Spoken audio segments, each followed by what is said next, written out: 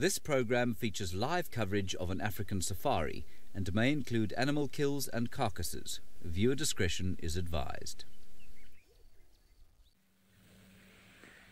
The air is crisp and clean and full of the sounds of the dawn chorus, and I'm pretty certain that there is nothing more beautiful in this entire world, and I know that is a big claim, than the morning in summer in the Lowveld. A very good morning to all of you. My name is Jamie, and this morning David is on camera with me for the first time in forever. Absolutely forever.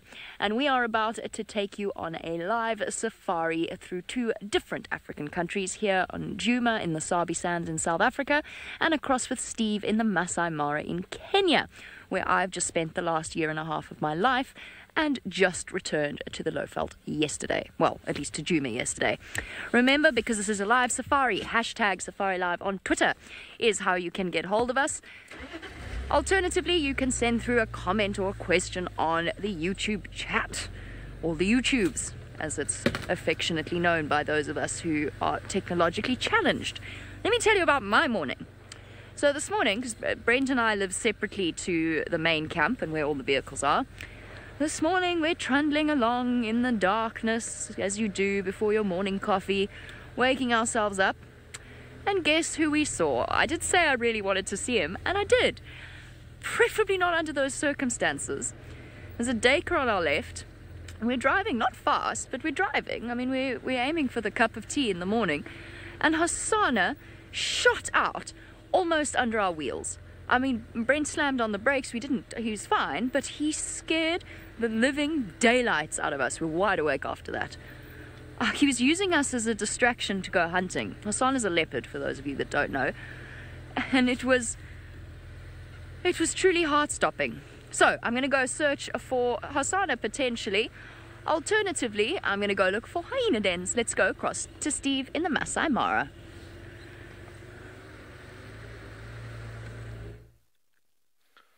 Good morning, ladies and gentlemen. Welcome, any new viewers out there, to Safari Live. My name is Steve, all the way up in Kenya, and we have stopped an enormous herd of elephants basking in the golden morning light.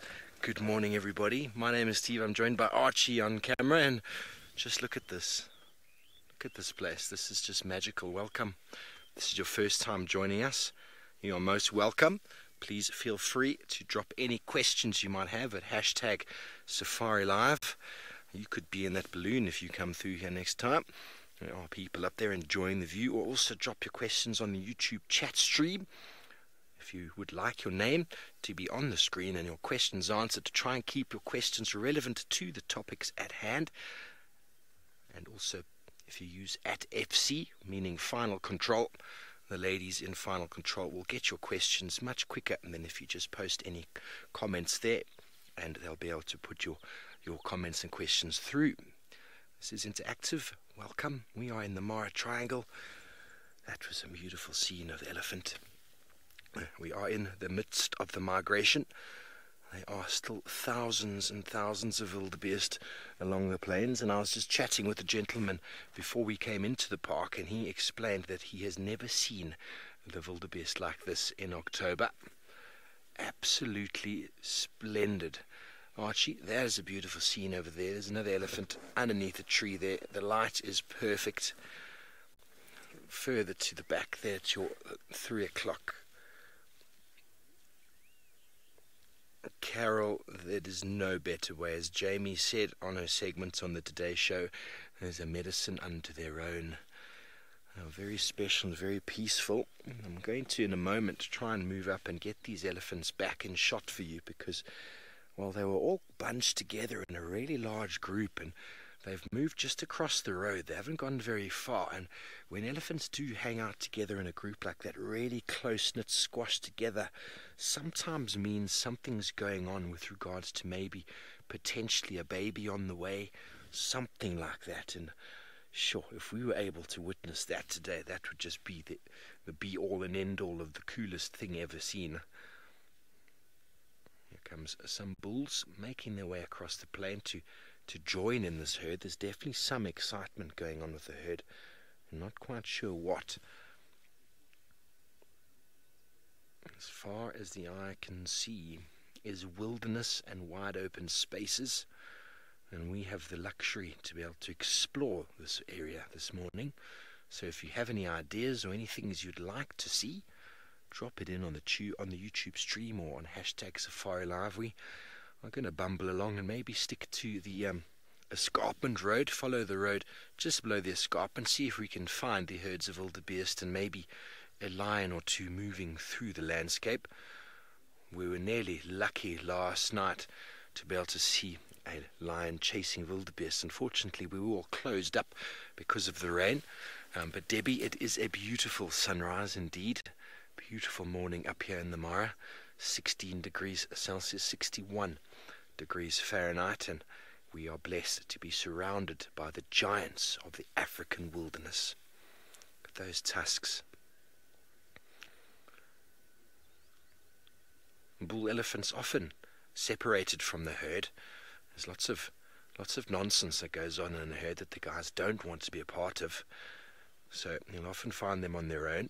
You can't look at tusks up in the Mara and think you can identify male and female, but what's quite easy to see is you see how his head is quite rounded on the forehead. Females' heads are normally quite sort of angular, quite sharp there. Walking past a beautifully big shepherd's tree. And also if we go in a little bit closer on the elephant, we'll be able to see in front, between the two front legs, female elephant has got quite enlarged mammary glands between the two front legs, where you can see him there. He's just got sort of the normal nipple that a man would have, and well, he's also starting to show a little bit of a fifth member, which is often the easiest way to identify the males. But anyway, it's not only me, as you know. Jamie Patterson is live down in Djuma, the roar of the lion.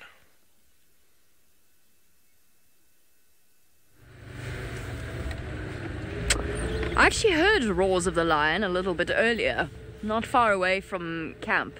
So it's one of those distressing things about hyena den searches, is that often one gets waylaid by other things. Forgive me, I'll look at you in a second. I thought I saw some lion tracks. I did see some lion tracks, actually. Well, it's in the same, they're going in a similar direction to the one I'm going to go loop around. I'm going to check Mvubu Road Den. There's no sign of Hassan in there, but I'm going to leave that to Brent to go searching for him. No, we're going to go check Mvubu, we're going to go check Gallagher Shortcut. The good news is, we are not the only ones interested in the hyena den this morning. It seems as though Tax and Aubrey, who are guides at the Boyatela and Gallagher, are just as interested in finding the hyena den. So Tax is going to go check Aubrey's road, which is great because it means we make the best use. Oh, it's a hoopoe. I haven't seen a hoopoe in ages. And it's calling. Whoop whoop. Let's see if we can hear it.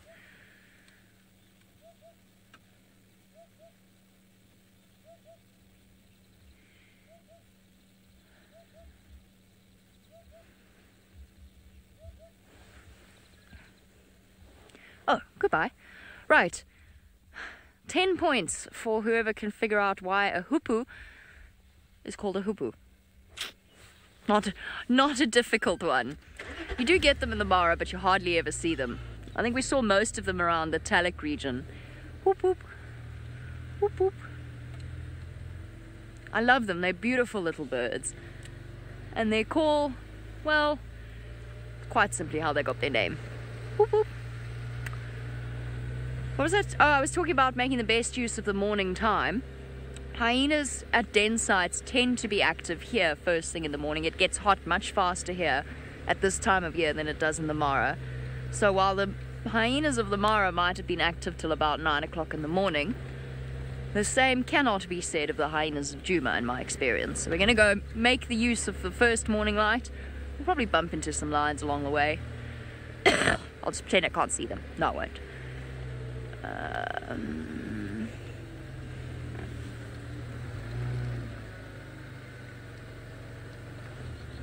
No, they did not come past here. So this morning, Brent is meant to be out on bushwalk. I'm still trying to figure this out. Apparently they can't find the bushwalk backpack. Oh, maybe it's the scout backpack. Oh, okay, that would make more sense. I thought the whole big pack with a camera setup. I was trying to work that one out. Okay, that makes a lot more sense. So obviously when we do bushwalks, you kept saying the bushwalk backpack. I'm picturing the whole setup, trying to work out how we managed to lose that. That would have been an achievement in itself. So obviously when we go out on foot, the game scout, whoever it happens to be, and in this case it would be Rex, because Herbie's can't not leave. Can you believe it? Got back yesterday, he was waiting for me. We said our joyful greetings, and then he went on leave. That's okay, because it's great to see Rex too. But he's got to carry all sorts of things to keep us safe and secure out there. Wait, sorry, hold on. Oops, I put the radio in a cup of tea. My bad. I'm gonna get on the radio to Tax about this hyena 10. Let's go back across to Steve in the Mara, who is enjoying the bounty of the migration.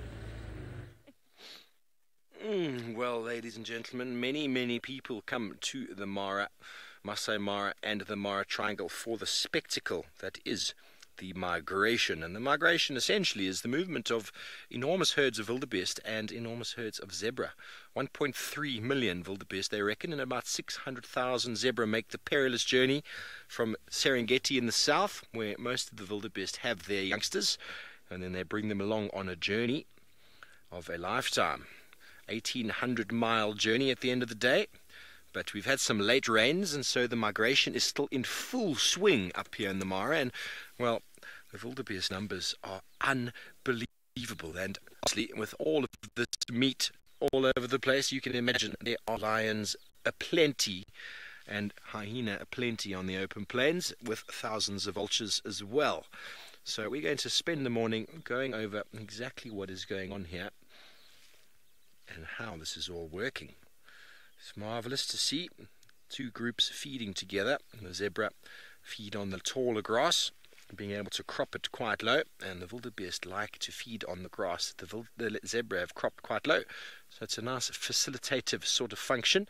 They don't actually compete with each other because they're able to feed at different heights on the grass. So we call facilitation, the same as if an elephant pushes over a tall tree. They facilitate smaller animals feeding on the top of the leaves.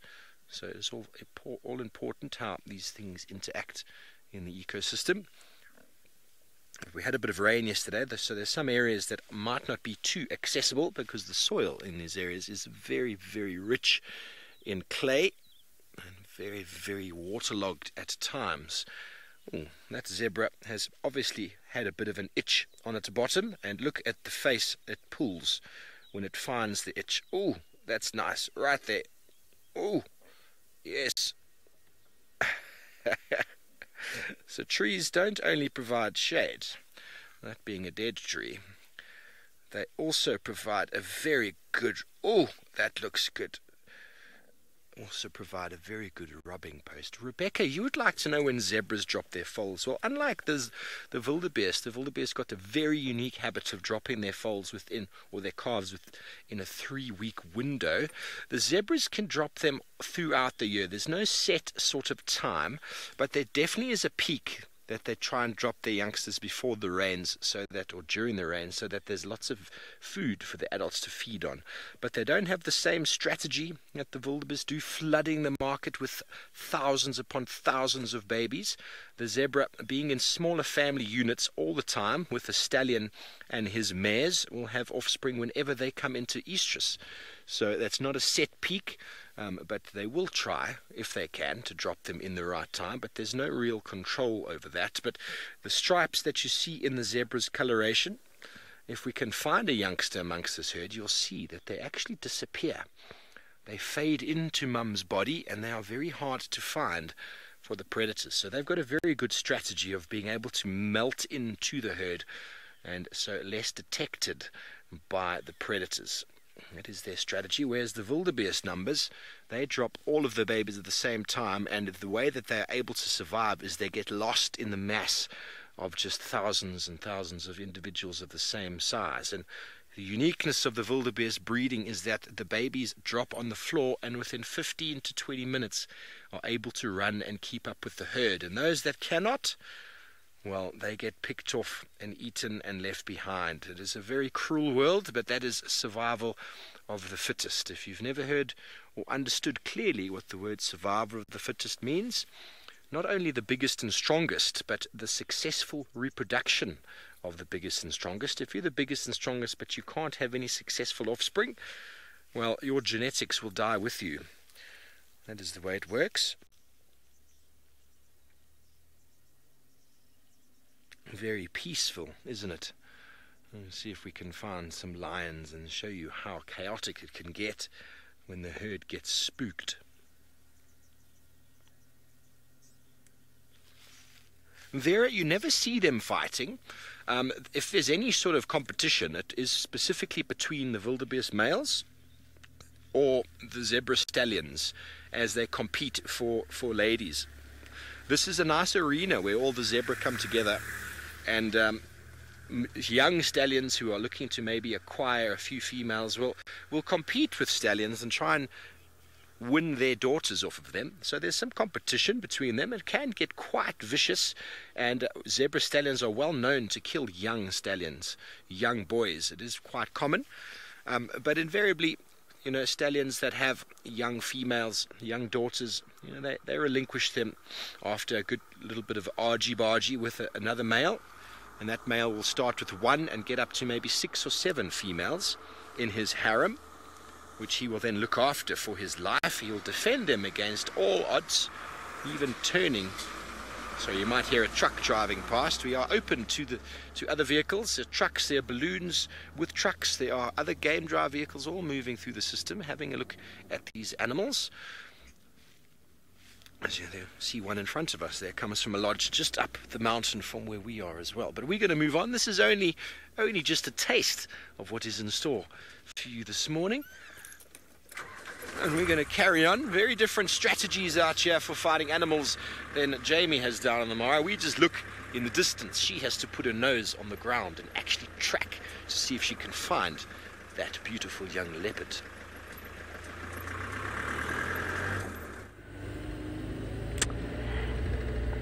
Yes, finding leopards does require putting one's nose to the ground. However, the den at Aubrey's Road is active, which means exciting times for us. I'm just trying to chat to Tax.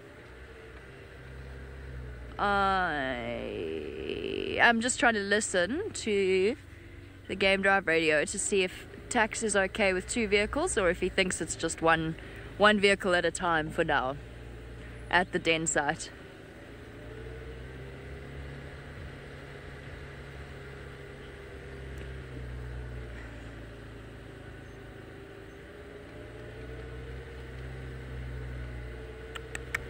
Just waiting for them to finish their conversation.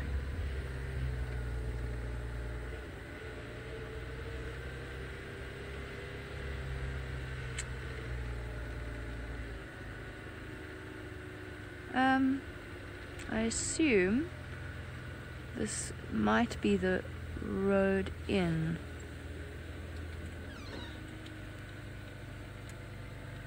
Is this the one that's active?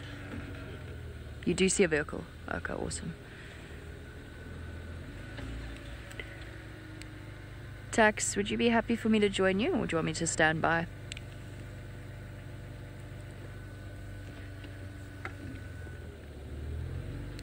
Copy that, thank you. So typically, what we try and ensure is that animals don't feel in any way overpressurized by the presence of vehicles around them.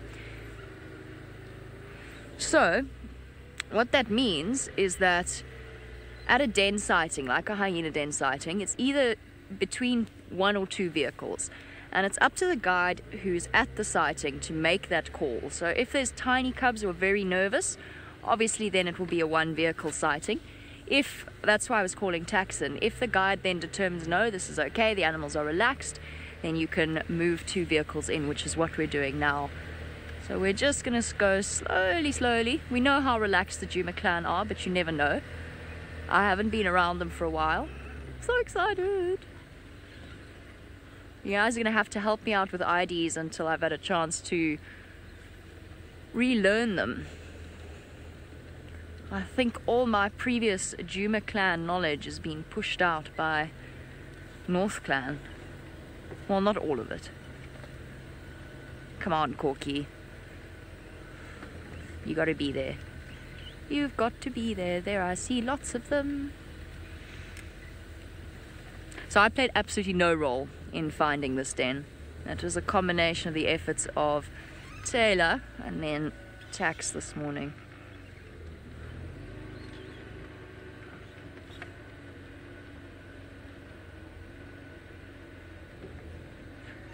Let's just get the lay of the land quickly. Hello, hello, hello.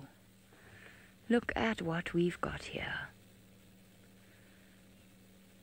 It'll be really nice to start to sink our teeth, so to speak, back into the dynamics of the Djuma clan.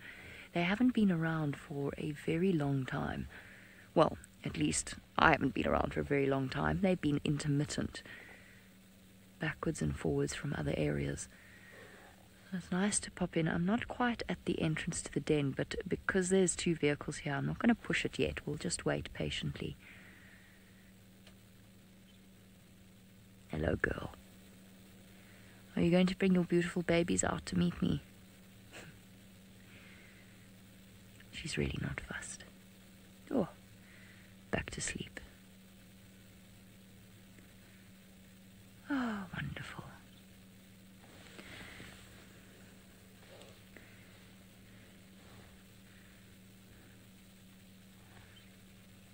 Crystal, apparently you say that the first hyena that we looked at is a male called a tucker. These are all new to me. I mean, he's probably not. But I know the name. Obviously, I've been half following the goings-on through social media, and I'm very grateful for everyone's input. I'll get to know them quickly, I promise. He's got such a wrinkly forehead. Look how concerned he looks, Davy. Oh. No, maybe not that concerned. An animal that very few people take kindly to. Something that we're working really hard on doing is changing the perception of these animals, because they are truly remarkable and phenomenally intelligent. What strikes me immediately is the size difference. Obviously, having spent most of my time in the Mara with hyenas, it's immediately noticeable just how much bigger the hyenas are here. It makes sense. There's more hyenas in the Mara, but they are smaller. So they're bigger clans, therefore they don't need to be as large in size. It's just a completely different set of environmental factors that have shaped them. That ear looks familiar. That left ear is very tattered. That should be pretty easy. Apparently Pretty's lost a piece or 2 of her ear. Hello. Morning. Thank you for that beautiful view. Chris, you say that hyenas look super soft. Particularly the cubs, past the age of about 4 or 5 months, they become basically little balls of fuzz. They're not quite as fluffy here as they are in the Mara. I'll tell you something though, to be honest, I don't think they're terribly soft. In my experience with darted hyenas, which I confess is minimal, I've darted brown hyena before, in other words anesthetized and moved brown hyena to a different area, but the fur is very, very, very coarse, and you really don't want to touch a spotted hyena because they smell and they roll in everything smelly, and their fur will be, I imagine, quite sticky. I've had plenty of opportunities to look down upon hyenas while they've been next to my vehicle, and I've noticed that they are sticky. Let's put it that way.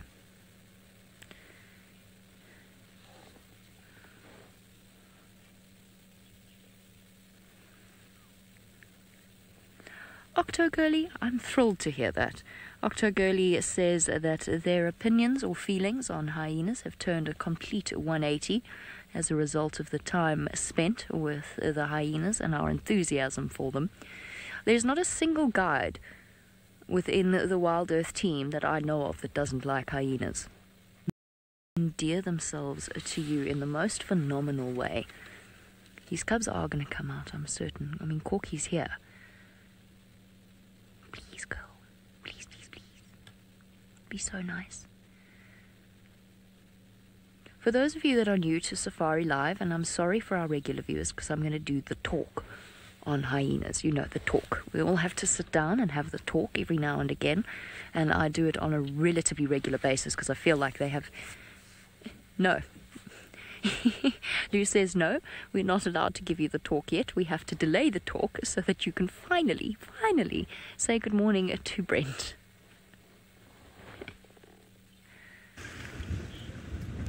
Hello. Sorry we're a bit tardy this morning. We've had a comedy of errors to get us going. My name is Brent Leo Smith. I have Sebastian Ombi from Gabon. Yes, it's been a long time since we've been on Drive together. So quite nice to have Sebastian Ombi on Drive with me. Now, this morning, we've seen Hasana twice already before Drive started around camp, and then, of course, our comedy of errors did not do well. We actually saw him nearly make a kill last night. On our way home, he nearly caught an Inyala, but he failed. So he's quite hungry this morning, and he's moving around, harassing all the antelope. So I'm going to see if we can find him now. We last saw him sort of heading up Voyatella access before Drive started. And there's probably the Inyala that narrowly escaped with its life last night. He's now sitting on top of a termitaria, browsing away. I just want to switch off and listen for a second. Nice to see some Inyala again. Of course, the spiral-horned antelope family are my favourite. The bushbuck being my most favourite. And that was the only one we got in the Mara, but we got no kudu, no Inyala. So it'll be lovely to spend some time with them. Hey, big boy.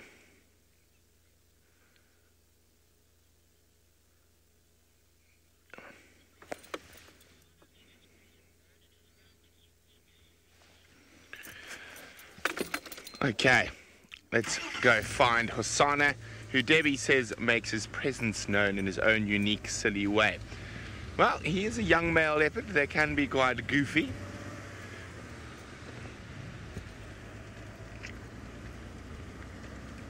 Nice cup of tea to start the morning as well.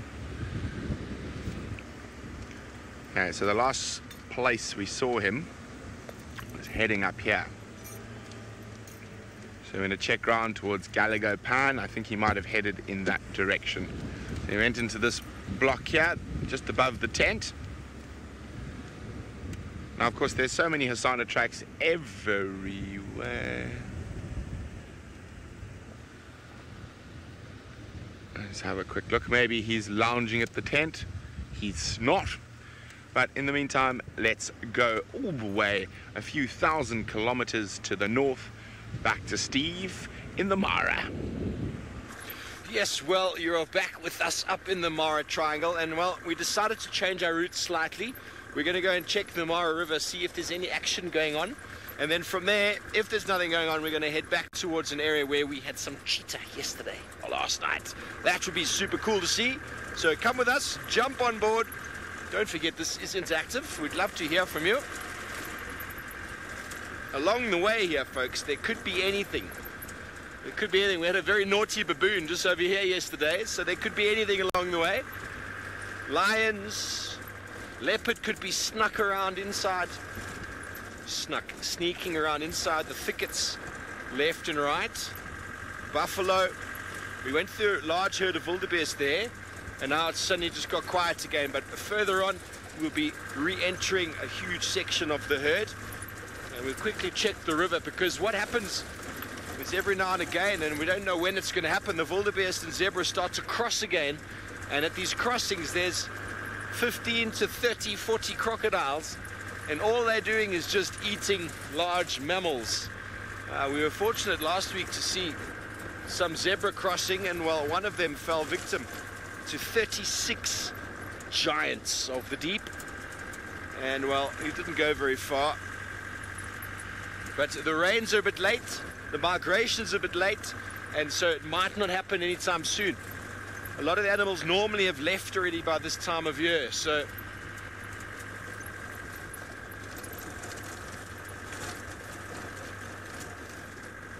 Biafri, what happens if someone attacks us?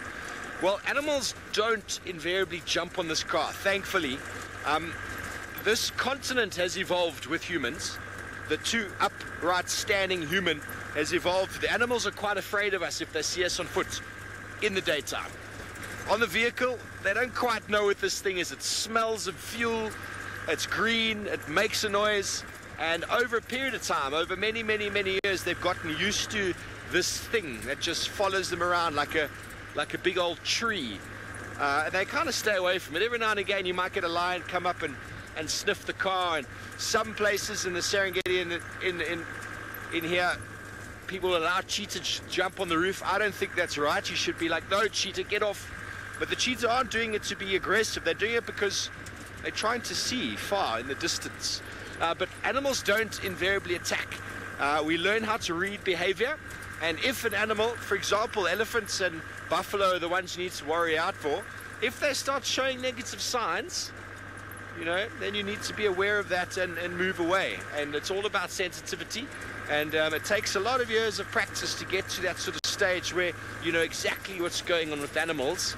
And being an ethical guide is number one on the list of being a guide. If you want to be a guide, being ethical is first on the list. And we're out here to view animals in their natural environment, not to influence them. We're not trying to smash them with the cars. We're not feeding with the cars. We're not chasing them. We're viewing them naturally in their natural space, in their natural environment, to take photographs and to bring the wonder of the wilderness to you. And here we've got a beautiful flyby there. Oh, some beautiful white birds. Can you get them, Arch? Oh, they're all landing. They've all landed. Some egrets. Egrets are landing on the plain to the right. Oh, there's a giraffe in the thickets as well. There goes some cattle egrets. You never know what you'll find out here. A couple giraffes in the tall woodland. On the other side of that woodland there is the mighty Mara River, which is home to enormous crocodiles and hippopotamuses. And the giraffe obviously being browsers with their very, very long neck, well, they need to spend time in the woodland there so that they can get some browse. But look how tall those trees are. Now those giraffe are 18 odd feet tall. 16 to 18 feet. Look at those trees, aren't they fantastic? So this area along the Mara River towards Serena, which is just around the corner, is the only area left of the Mara River in its entirety that's still well vegetated with forest. Unfortunately, further and further along, it was influenced by man, woodcutters along the way, and the entire ecosystem has, over the last 200 years, been changed.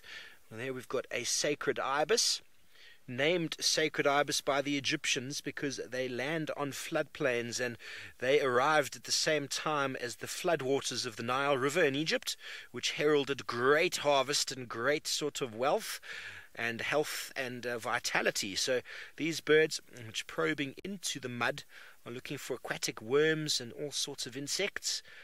And so when they arrived in Egypt, well, everybody there was very excited, and hence the name sacred. And you can actually find in hieroglyphics the ibis head as one of the gods. I'm trying to think who. I can't remember now. My Egyptian hieroglyphic knowledge is quite lacking, but there's definitely a ibis head as one of the characters.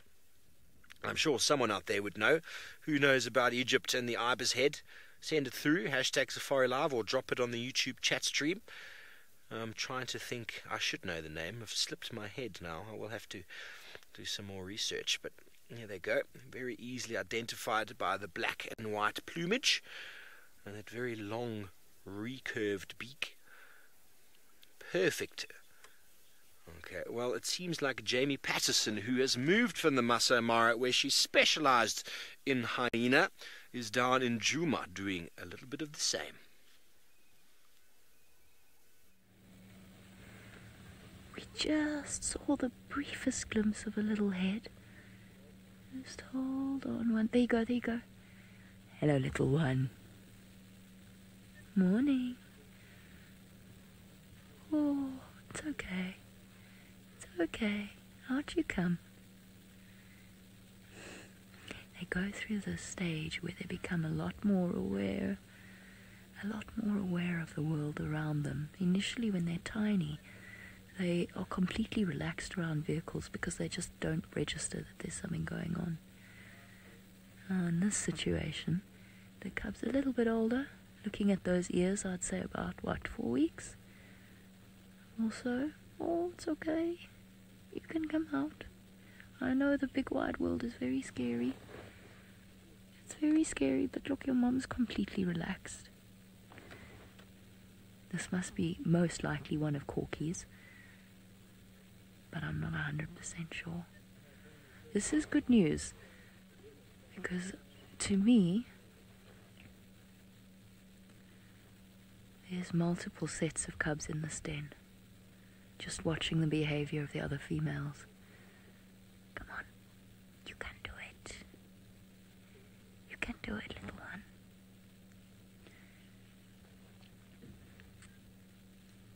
But Dazzle, you want to know how many babies they usually have? The answer to that is between 1 and 2. Now, they can have 3. It's not unheard of, but it's quite unusual. But the typical number is 2. Actually, to be honest, the average is 1, because especially for new mothers, their way of giving birth is phenomenally complicated. They're one of the few mammal species alongside human beings that the way that they've evolved physically makes the birthing process very difficult. They've sacrificed the ease of birth for other advantages, in this case for the females, high levels of androgen and a male-like reproductive organ. So giving birth is phenomenally difficult. For most new mothers, their first litter dies because of the birthing process. I'm not comfortable here. I think I know that this is where we were meant to go to. Let's just give it another 5, because turning on the vehicle now will probably scare it even more. So let's just give it another few minutes. But I think it's a little bit too close for this little one. It's obviously not comfortable.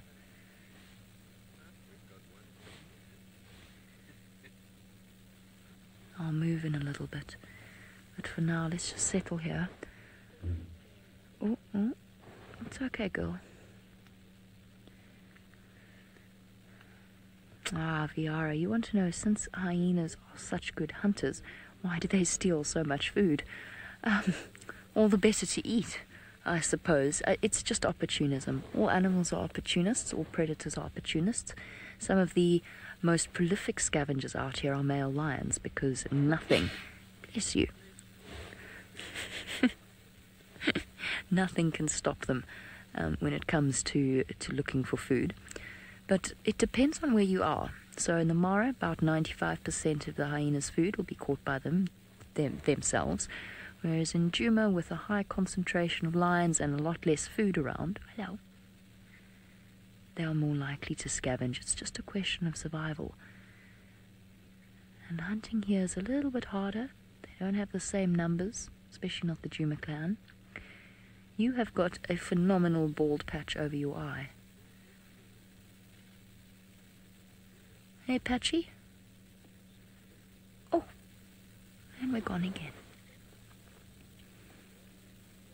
Oh, just sit patiently. There you go. She's calling it. Oh, you fall over, Corky. Lou, I think this cub's going to come out in a second. You want to just give it a few more minutes, or do you want to? Let's just sit quietly. Come on. There we go. Oh, here we go. Hi. Hello, Wobbles. Look at your face. It's ridiculous. That's ridiculous. I love their wobbly back legs at this age. Wobble, wobble.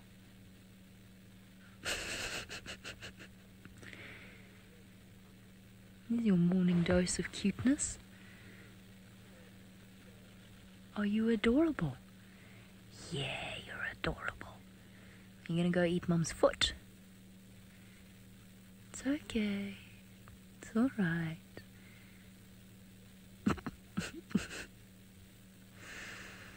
So one of the basics of hyena design is that they've got very powerful front paws or front shoulders. In fact, the front half of their body is much stronger than the back, especially at this age when walking is a little wobbly. Have you got a stick? Hi. Oh, oh, oh. Using Mum as a jungle gym. Here we go. Loop. These little claws.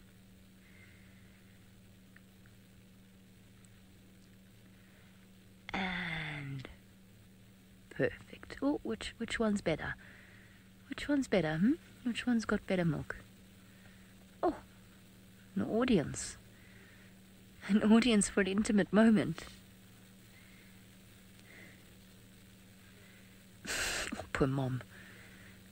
A casual reminder that hyena cubs are born with fully erupted teeth, just in case you were wondering how Corky experiences this whole process. Then that bald patch in the face is actually probably from a little injury, a scratch or something. That's caused the fur to fall out around it. Generally, that's why you see bald patches on hyenas' faces, but it could also be some sort of skin disease, whether it's fungal or mite-based. Oh, it's okay. It's all right. It's okay. There you go. Tuck in. Poor patient Mum. Oh, my word. Oh, goodness. Is anyone else wincing in sympathy there? That looks horrendous. You little horror. Now, of course, movement like that is actually one of the ways that the cub can stimulate milk production, although it's more typically done with a slightly more gentle kneading, and that's kneading with a K, of the paws around the nipple area. There we go. That's the more typical approach, rather than actually trying to actually cause your mother excruciating agony, although she's taking it very well. Hi, girl. Oh, that face is just ridiculous. Yeah, it's almost like it wants to drag Mom back close to the entrance to the den where it feels better. Here we go. Now, of course, because this little cub is, to the best of our knowledge, a single cub, in other words, it doesn't have a sibling. Look at its tongue. So cute. Folks, where else in the world do you get that kind of view? I ask you. I suppose that was a weird way of phrasing that. I mean, how amazing is it that we get to share in something so phenomenally intimate? Look at its little tongue. But because it doesn't have a sibling, it doesn't have to battle it out with a sibling. Although at this age they would already have their hierarchy completely established. But this is one way that you can see a hierarchy position that this cub is in, tucked up against the safety of Mum's belly. That is essentially the dominant position, because it's the safest, warmest, most comfortable place. That dominant sibling then gets access to the most milk. And then if there is a sibling, they have to tuck themselves between Mom's back legs, usually with their bottom out in the cold. At sort of almost 90 degrees to Mum. So it's not nearly as comfortable.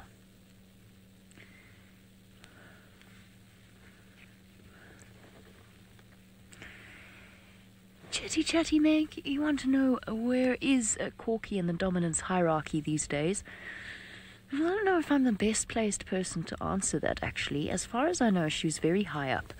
We know that the matriarch, Madam, has been gone for a long time. I think it's safe to assume that she's gone completely. Her daughter, Pretty, would be the natural inheritor of the title, or at least one of Madam's offspring, but I don't know. I haven't seen Pretty and Corky interact. I've heard that Corky's been seen dominating Pretty. Now, as far as we know, Corky is not related to Madam, but we don't know that. I think we know that with certainty. So I'm not 100% sure. It could actually be that she's right at the top of the hierarchy. I think I saw Ribbon. I mean, it's been a long time since I last saw Ribbon, so I'm not 100% sure, but I think I saw Ribbon earlier. She appears to have lost half her ear, which I didn't realise, or at least a fair chunk of her ear. I'm not sure, Chitty Chatty Meg. I'll have to spend more time with him.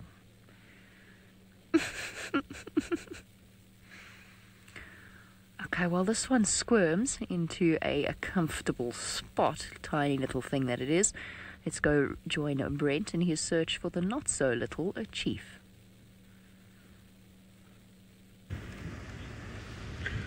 Well, he's disappeared into an area we can't go into, unfortunately, so I'm not going to go far because I'm quite confident he's going to pop out again. But I heard some elephants around this side of quarantine a little bit early this morning. I heard the branches cracking, so we're going to come have a look, see if they're still around.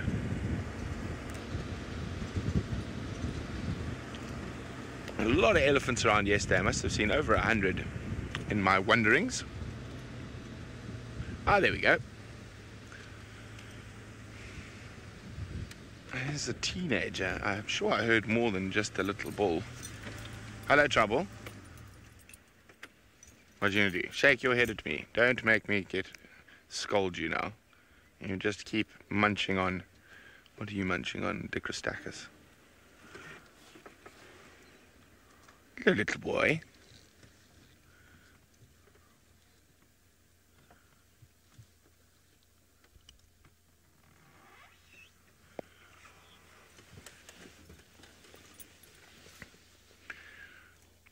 Hello, Jose, who's a new viewer. Welcome to Safari Live. Jose is wanting to know where we are. Well, Steve is in the Masai Mara, or more particularly the Mara Triangle in Kenya. And Jamie and myself are in the Greater Kruger National Park. And we're to the west of the Kruger in the Sabi Sands Game Reserve. Oh, there we go.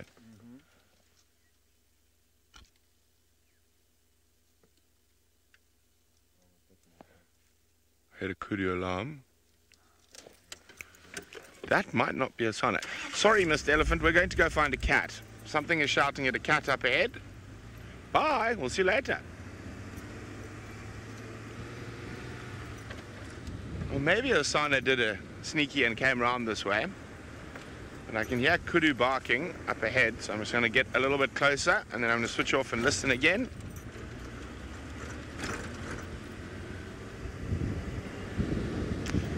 So I said we weren't going to wander too far. I was certain at some point something would spot him.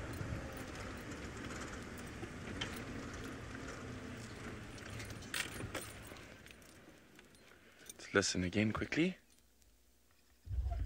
I got a squirrel alarm calling, but you can't trust squirrels. Kudu, on the other hand.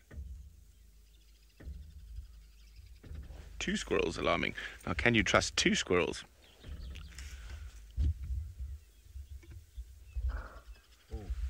Right in front of us. That's definitely a kudu. You don't get so Nyala, similar bark, and bushbuck similar, but not as deep. That's very much a very deep kudu bark. Let's see if we can get eyes on the kudu and see which way it's staring. You got the kudus? Forward. Let's have a look here. Seb has spotted the kudus. In that thicket. They're looking upstream. They're looking to where we are heading. Let's have a quick look.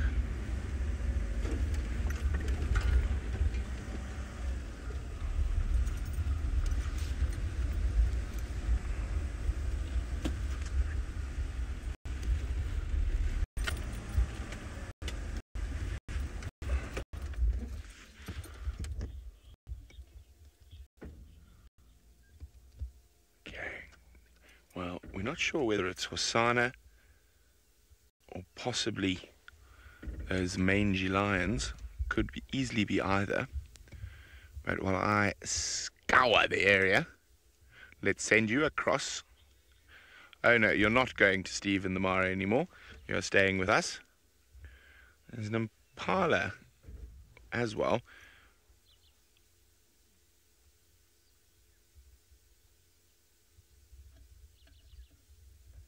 What I'm listening for now is Sesticula's alarm calling. Here's one of the kudu.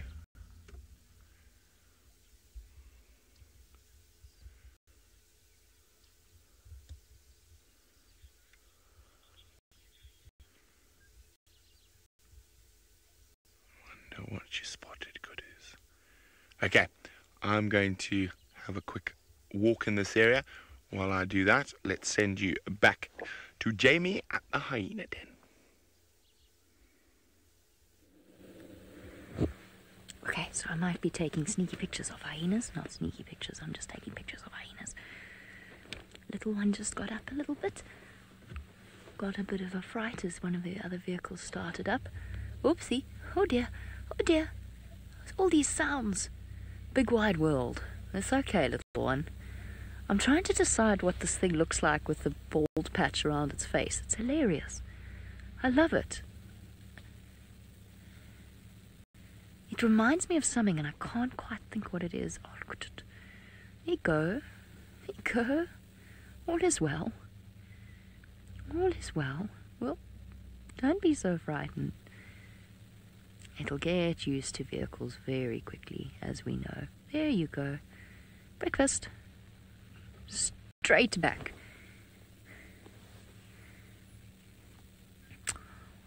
Alrighty, apparently we're having some tech difficulties. Our sincerest apologies. We will be back shortly. Don't go anywhere.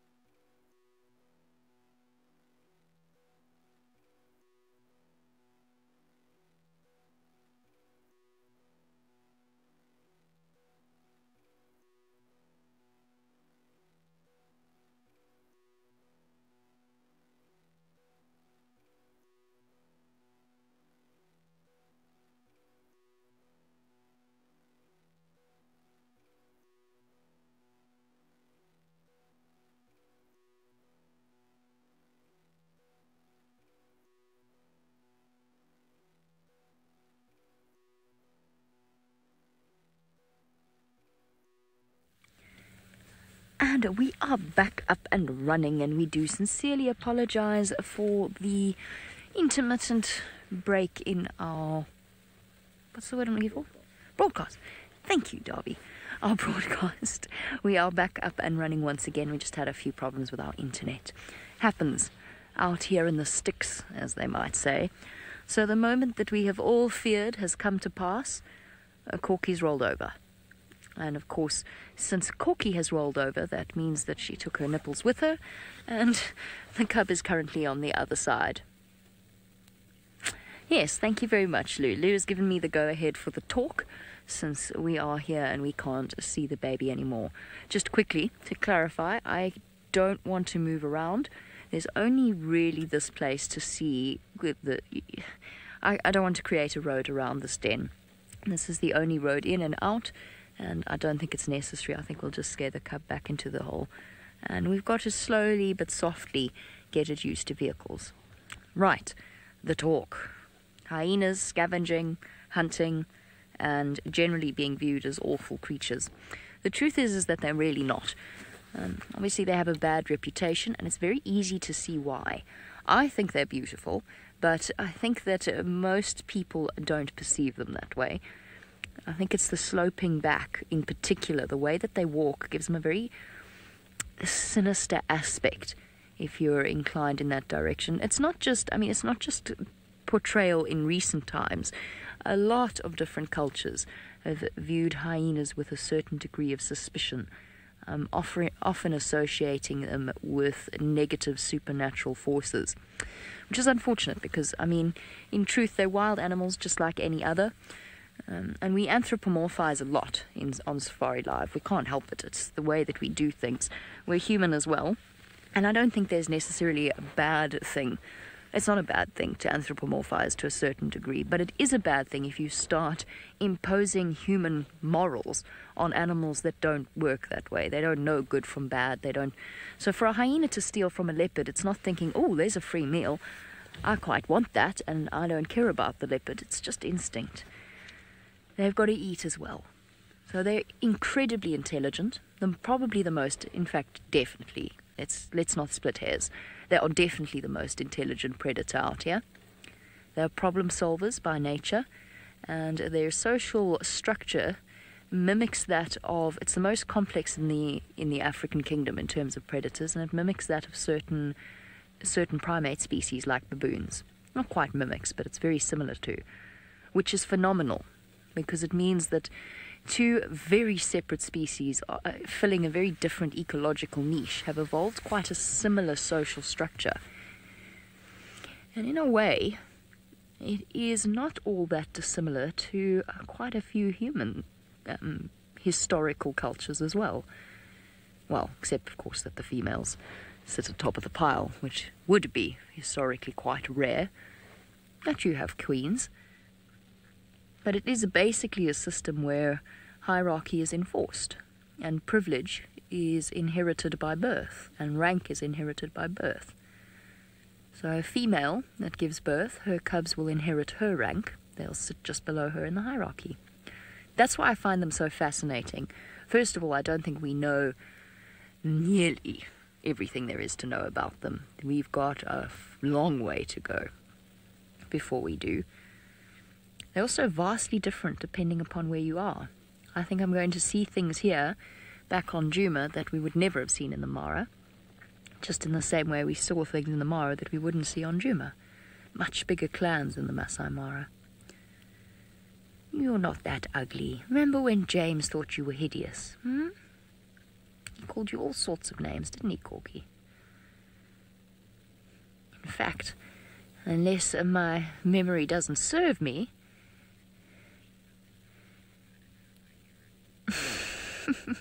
memory serves me, James gave you an entirely different name. Yes, he did. Blue reminds me that at that point she was in fact covered in saliva and her own urine. Look, no one ever said that hyenas were, what would be the word? Dainty animals. They're not dainty. They're not dainty, delicate, and beautiful in the same way leopards are, but they are truly intriguing. And there's a lot going on. Predators usually look at you without warmth behind their eyes. Hyenas don't do that. There's something going on in there.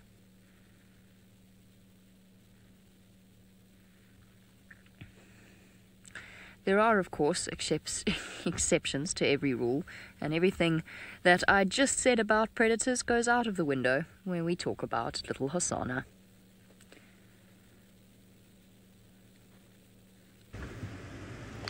Well, Hosanna's being a bit difficult this morning. I'm not sure what that kudu was alarming. I went for a walk in there, couldn't see anything. So, we're just doing a loop around the block.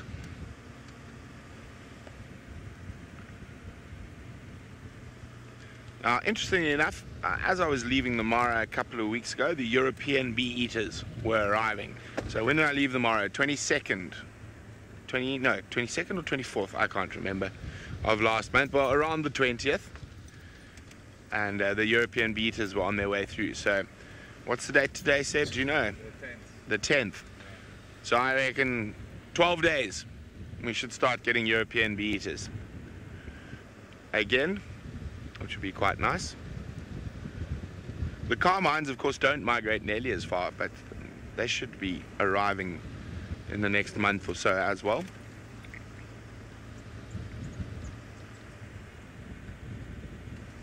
I'm looking forward. I got a feeling we might get some good birds this year. I intend to put Tristan to the test with the birds. He's still jealous that I saw an Egyptian vulture in the Mara and he didn't.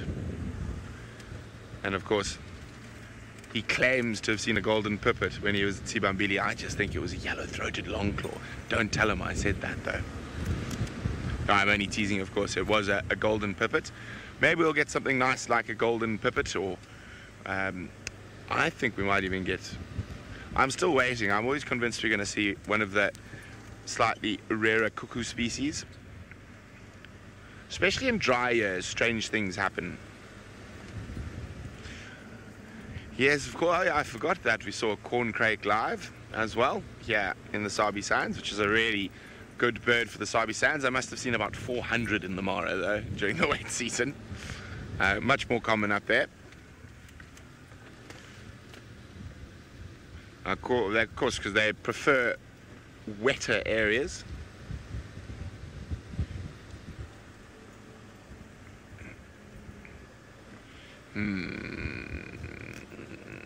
Which way? Which way? Let's go straight for now.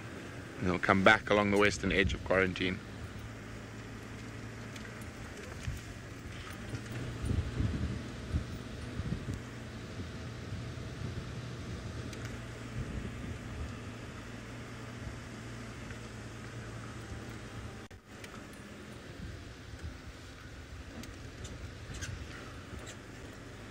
Now, where is this leopard? Of course, even though it would be lovely to catch up with the Hosanna, I'm just wandering around hoping for wild dogs. I haven't had a good wild dog sighting in a very long time. Squirrel, what are you doing in the middle of the road?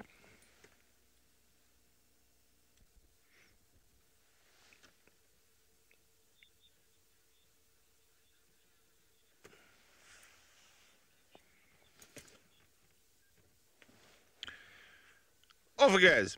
And it's disappearing because Louise was using the wrong radio. It could hear it from here.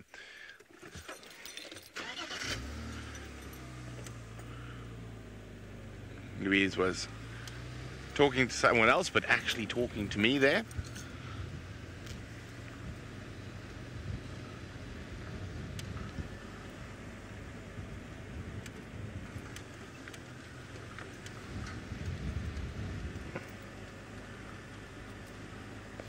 Isn't it? It's actually a very nice morning. Some noisy birds. We've got some arrow-marked babblers and a red-billed buffalo weaver. They're the arrow-marked babblers. Oh, there was an arrow... Oh, there's one.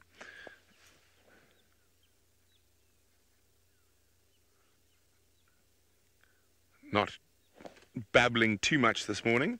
And there's the red-billed buffalo weaver. There we go, here's some babbling.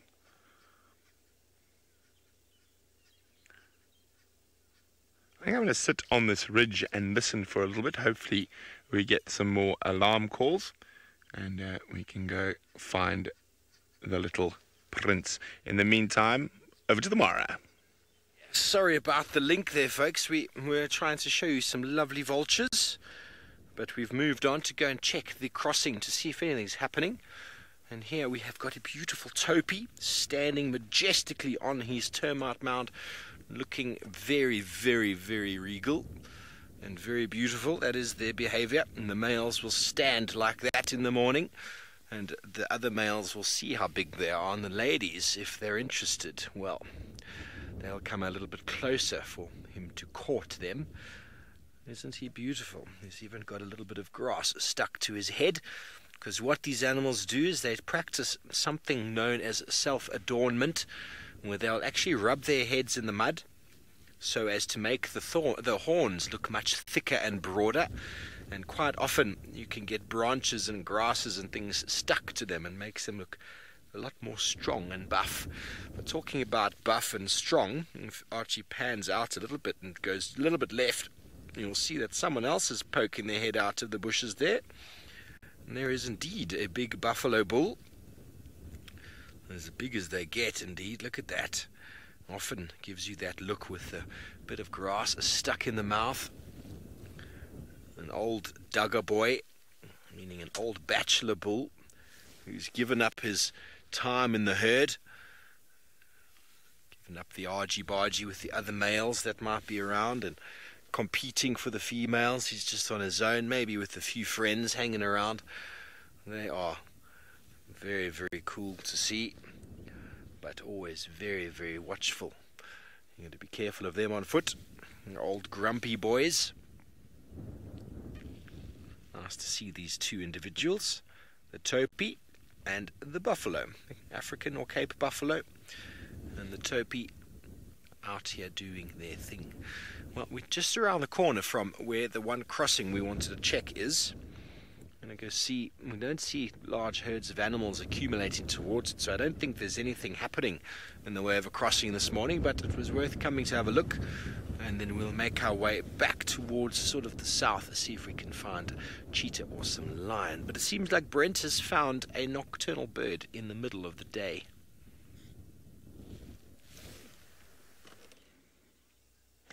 Yes, they are mostly nocturnal, but are quite active in the crepuscular hours.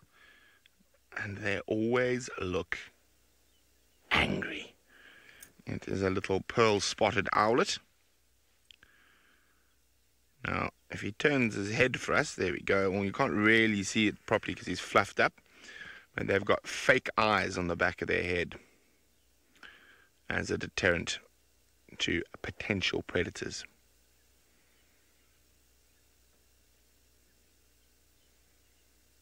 Highly territorial little raptors.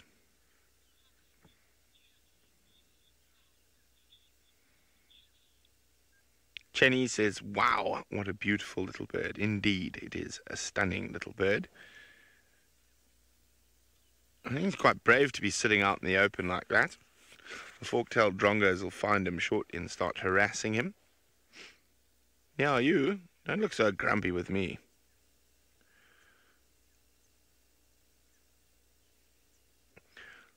So you'll hear their call normally just before sunrise and just after sunrise, and of course into the night.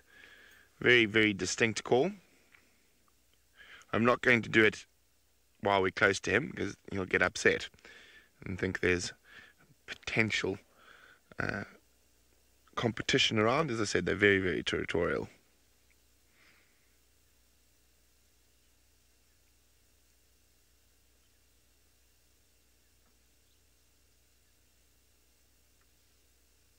Stunning little thing.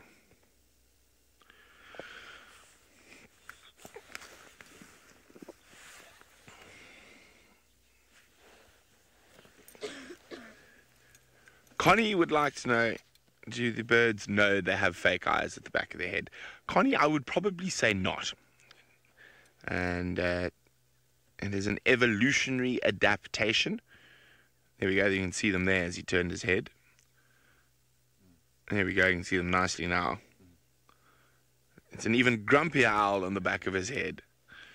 But no, Connie, I don't think they know. They don't really spend much time looking in the mirror. Okay, let's move on. Bye-bye, little owlet.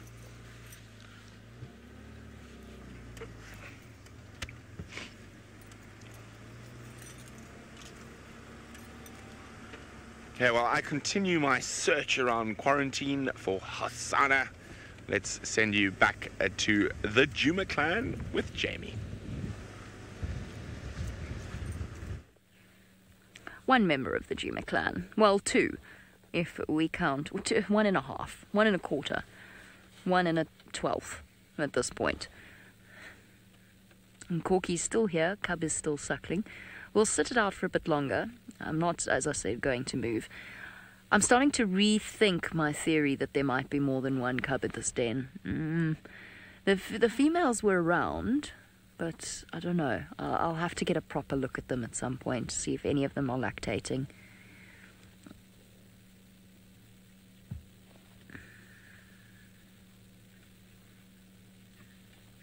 Aha! Aqua, fantastic question there, leading on from what we were saying about lactation. Hyenas have a very extended period of essentially suckling their cubs.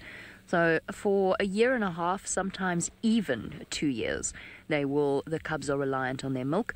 It's an interesting combination of different factors, and it's sort of a chicken and the egg scenario. The big mother theory.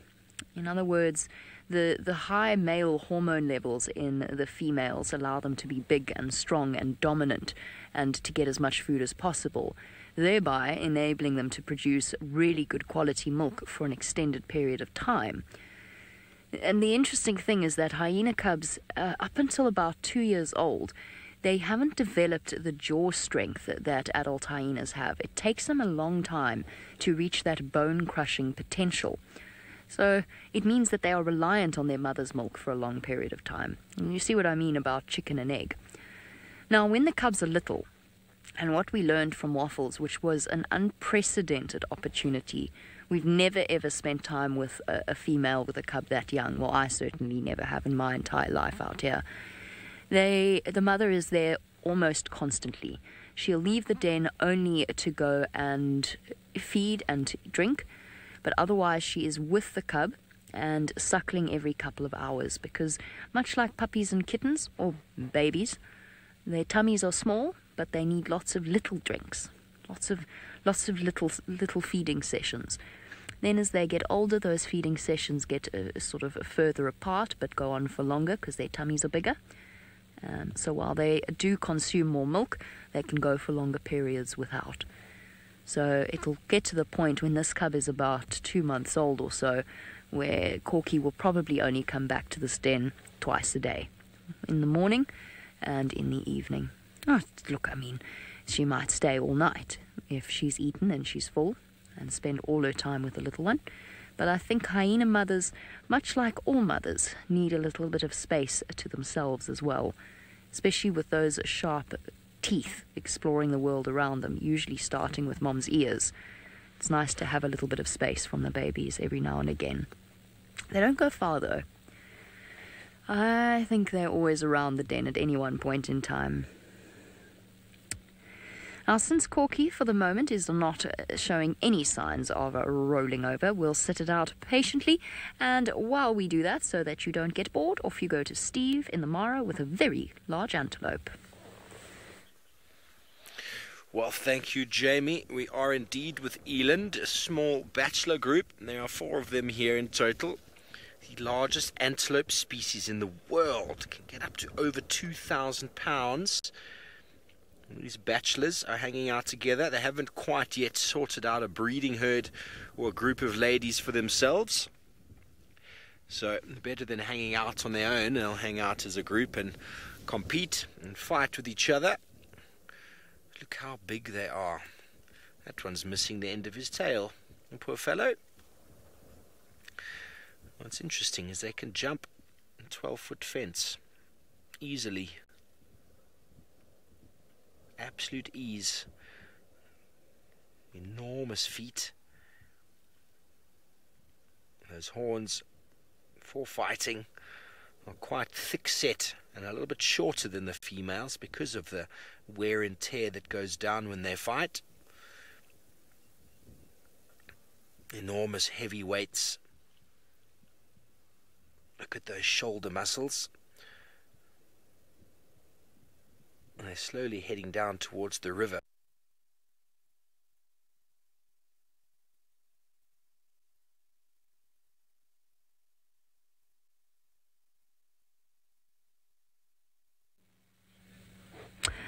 Hello everybody, apparently Steve disappeared off your screens. That's okay, we're still here, and look who's popped its head out.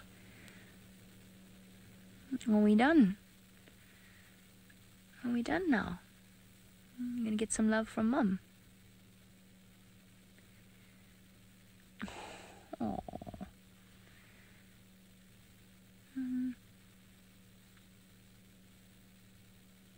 I'm not sure that really needed any words there. Now are we going to be playful?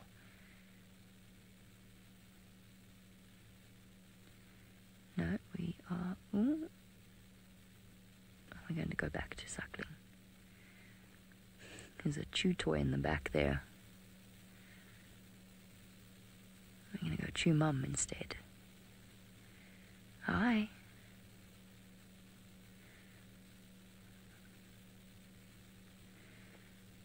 There's a big wide world out here, little one.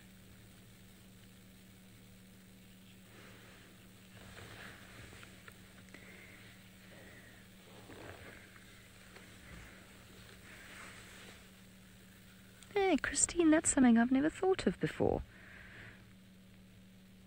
Hold on. 1 second. Let's just enjoy the cuteness and then I'll answer Christine's question, which I actually don't know the answer to. Christine, I think you're spot on. Christine wants to know if hyena cubs are dark because it then helps them to blend into the dark background of the den. And yes, I think that probably is the case. But I'm not 100% sure. It's a very interesting question. It's interesting how the leopard cubs are born with their spots. Lion cubs are born with spots, but they, of course, don't den inside termite mounds all that frequently. But hyena cubs are properly dark in colour and only really get their spots at about 3 months old. You can start to see faint spots. Good point. I've never actually... It's one of those crazy things about being out here. Some things we take for granted. I've never questioned why hyena cubs are dark. Come on, Corky. I know you're giving your cub a bath. Could you do it? Could you roll over? Ideally. No? Yes? Please? She's looking a little restless. I wonder if she doesn't want to go off and join the rest of the clan. They moved off to the west. Well, to the northwest. Back towards Sandy Patch. Hello. Yep. Have an obligatory chewing session. See how reflexively she lifted up her leg there to make it easier for it to suckle. Hello. It really reminds me of something. That patch.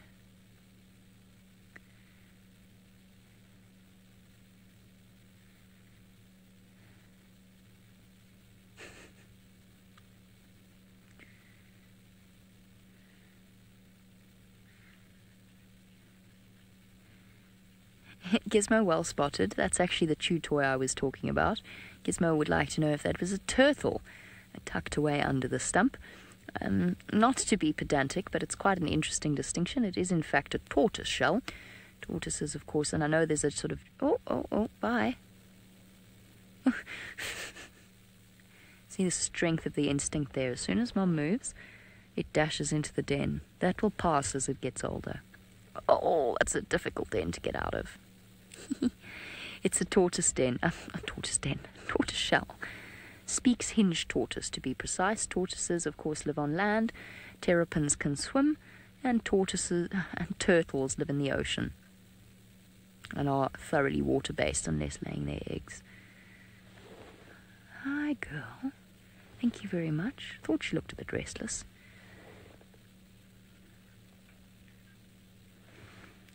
Okay. We're going to sit here with little Wobbles and see what it gets up to. Let's go join Steve, who's made his way to the great Masai Mara River.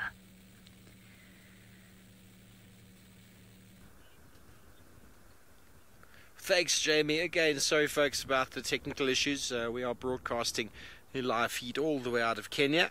And don't ask me to explain the technical sides of things. All I know is that sometimes things don't always work. But you're back with us, and we are at one of the areas where the animals daringly try and cross. And you saw that crocodile that was in picture. Here is the mighty Mara River. You can just hear it cascading down some rocks just over there. And it's these areas where the wildebeest and zebra like to come in en masse. And they come down these banks and they try to get to the other side, because the grass is greener. They all came from that side and they came across, and then they're going to slowly start going back that side, but they all seem to be, most of them, on the Mara Triangle side, and they've got to brave these waters. And there's 1, 2, 3, 4, 5, 6, 7, 8, 20 odd, 30 odd crocodiles lurking in the shallows, and they know what's going to happen if the animals cross. There's a huge amount of splashing and crashing of water as the wildebeest and zebra make their way down. And once one goes, they all start going, and then the crocodiles just line up, waiting to cash in on a spectacle that happens every single year. Invariably, though, the crocodiles do mainly feed on fish, but being here in an area where the wildebeest and zebra just can't help themselves but cross, they feed on a lot of meat, getting to enormous sizes. Cobalt, Archie, what's this crossing called? Dusty Crossing. It's called Dusty Crossing, Cobalt. We're a little bit down the road from South River, Main, as far as I'm aware, where we had the zebra the other day. There's some more crocodiles, and Arch, just up above the rapids there's a crocodile doing exactly what crocodiles do in rapids. Just above the rapids, you can see a crocodile sitting in the water with his mouth open. He's busy waiting for, well, sometimes crocodiles will do that, waiting for fish to come down the water and to brush past his teeth, and then he'll smash them shut, or she will. I couldn't tell you from here. Look at the size of that crocodile. They can get up to over 5.5 meters, 18 odd feet, and over 1,000 kilograms, so 2,000 pounds. Incredible bite force.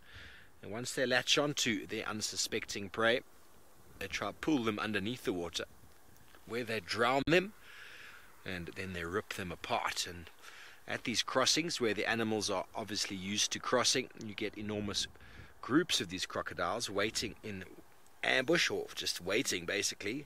The animals know that they're there, and the hippos trying to keep out of the way of all the mess. Generally, when the crossing happens, it quite upsets the hippos, because this is their home. Yeah, how would you like it if 10,000 animals stampeded across your home? It wouldn't be very nice, would it? Churns up the water, makes it dusty, gets the crocodiles all excited. There's blood in the water. And, well, the hippos are grazers. They're not into blood. They're quite squeamish. Okay, well, we're going to see if there's any activity here, if these wildebeest are hoping to come down. But in the meantime, Jamie has got the cutest cub playing with Mum.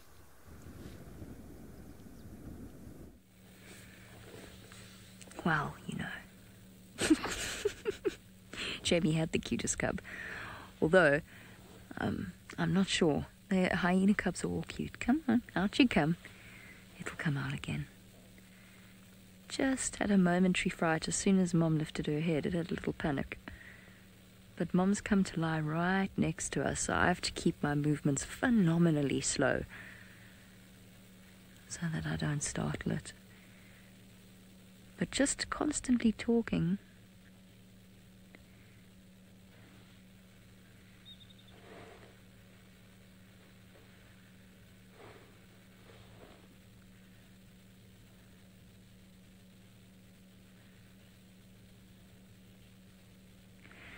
Hello and welcome to a spectacularly intimate family scene here in South Africa. We're sitting at the entrance to a hyena den where there is a very, very tiny little cub that I'm hoping is going to pop its head out and join us so that you can experience the cuteness that we've been enjoying all morning. This is live from the Sabi Sands here in South Africa. So what that means is, because it is live, it means that you can send through any comments and questions that you may have. Now, in there, hidden, tucked away, is a tiny cub somewhere around 3.5, 4 weeks old. And what that means is that it is still a little nervous of the world around it. We're happy to be here because its mother's here, which means that it feels safe. It takes its cues from her behavior. She's lying up at the base of the termite mound. This is Corky, one of the older members of the Juma clan, and she spent the morning suckling her little one. As far as we know, there's only one cub at this den. Now, typically with hyenas, essentially what they'll do, they live in a clan. So anywhere from between 10 members and right up to 80, even 100 hyena will live together in a clan. And when they have their cubs, they come together in a communal den. And essentially that means safety in numbers. And for the females, it means lots of pairs of eyes to help to take care of the cub. I'm a little bit worried that it might have decided to go back to bed now.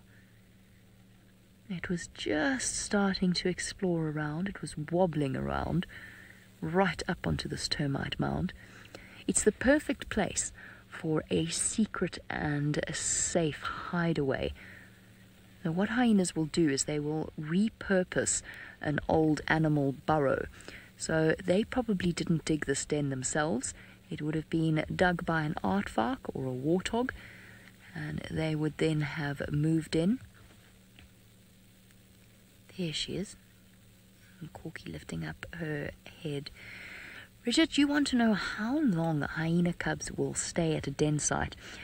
Hyenas will move their cubs around, so they might not necessarily be at the same den, but they usually start to move around on their own, or at least with their mothers, at around about 8 months or so, between 8 months old to a year.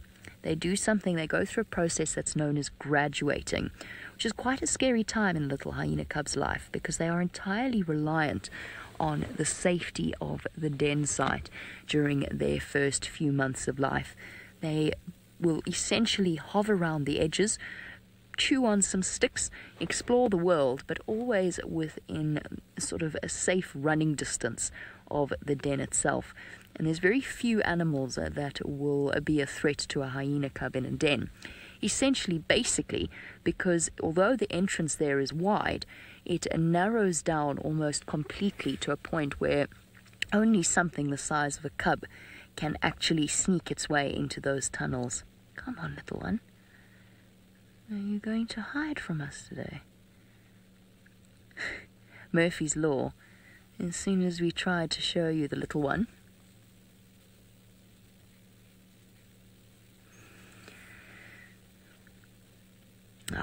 very good question from Gabriel, which needs a little bit of explanation while we wait for the cub to come out. I have to move really slowly so that I don't deter it from doing so.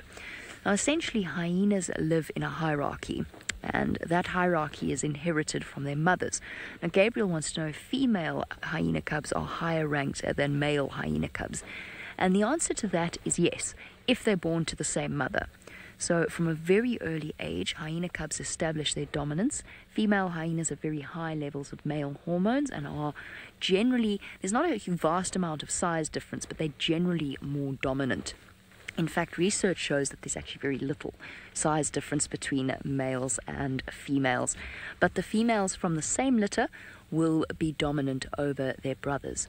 But if a male cub is born to a high-ranked female and a female cub is born to a low-ranked female, that male cub of the high-ranked female will still be higher ranking than the female.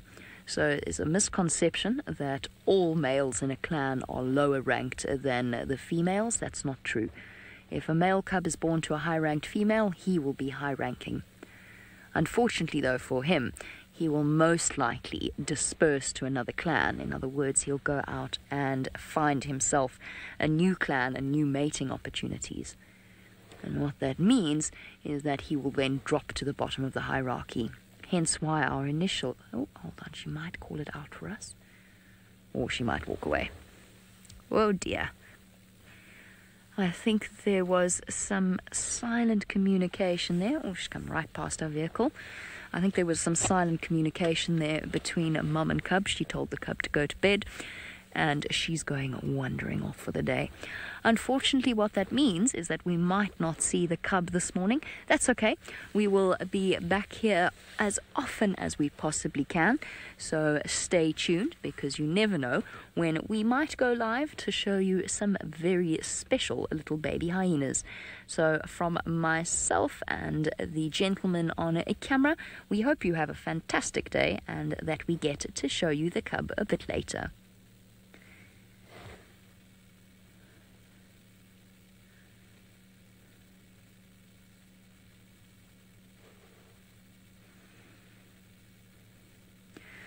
Ah, Murphy and his cruel sense of humour. I'm going to be joined by a wide audience. Oh, bye, cub. Okay, we got to leave now. Unfortunately, because mom has gone, it means that the cub is more vulnerable. So we're just going to depart from the den, slowly but surely, and in theory as quietly as possible. While we do that, let's go find out if Brent has had any more success this morning. Unfortunately, no success yet, so I'm just going on a bumble, seeing what I could find, reacquainting myself with the surroundings on Juma and Chitwa and Torchwood. Now, we had all those lion tracks that went into an area where we didn't have signal yesterday, so I might do a little scan down Cheetah Cut Line, see if any of the tracks come back towards the west. And while we're heading there, I have got a question for all of you. And let's think of a good one.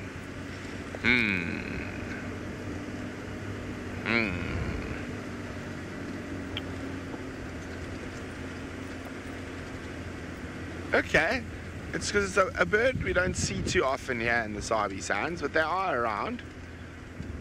I would like to know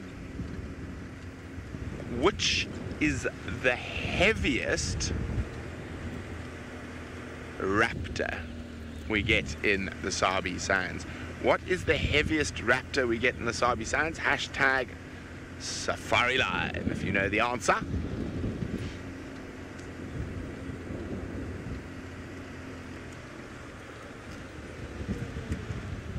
Hyena.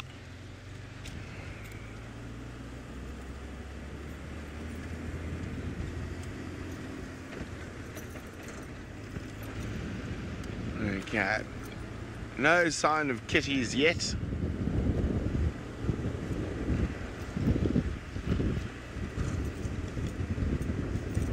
And a leopard, one of a leopard's favourite foods is there. Hello, little Buckle. Oh no, as always, bye, Buckle. Sebastian, he was too fast for you. There he goes. Little Steenbokkie.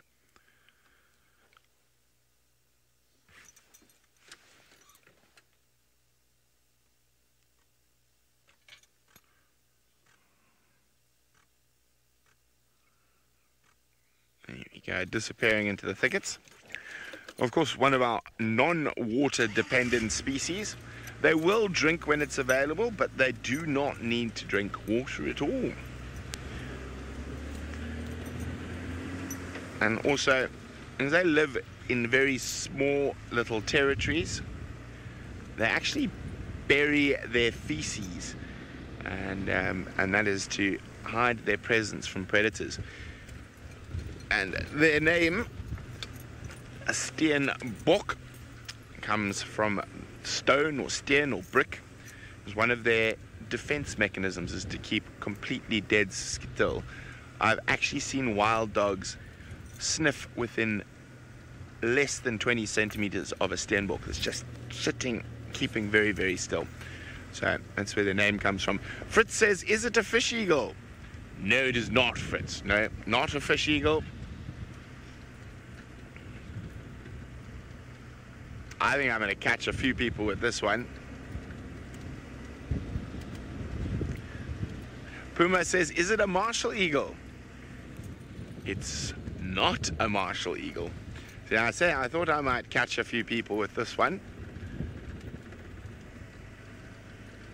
You need to think outside of the box. Ian says, a secretary bird. Thinking outside the box, but the wrong box, I'm afraid, Ian.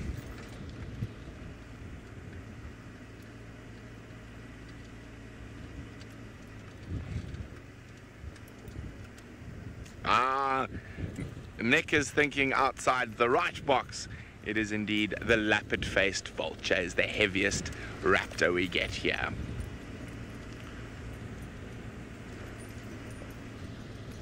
We don't see lappet-face too often in this part of the Sabi Sands, but of course in the Mara we get to see them quite a lot. Now the martial eagle is the heaviest eagle we get on Djuma, because I've never seen a crowned eagle here, but they do occur in the Sabi Sands, normally on the bigger rivers.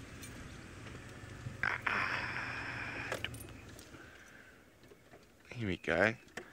That crested barbet.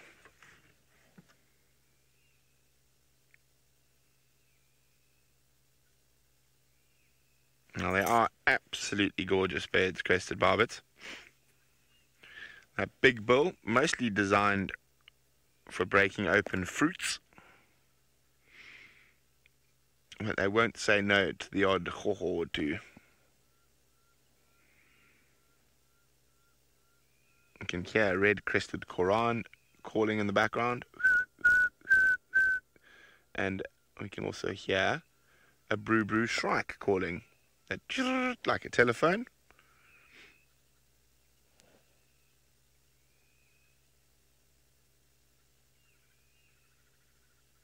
And some wood hoopers. Carol says, want beautiful plumage. Indeed, Carol. Indeed. Alright, let's keep moving.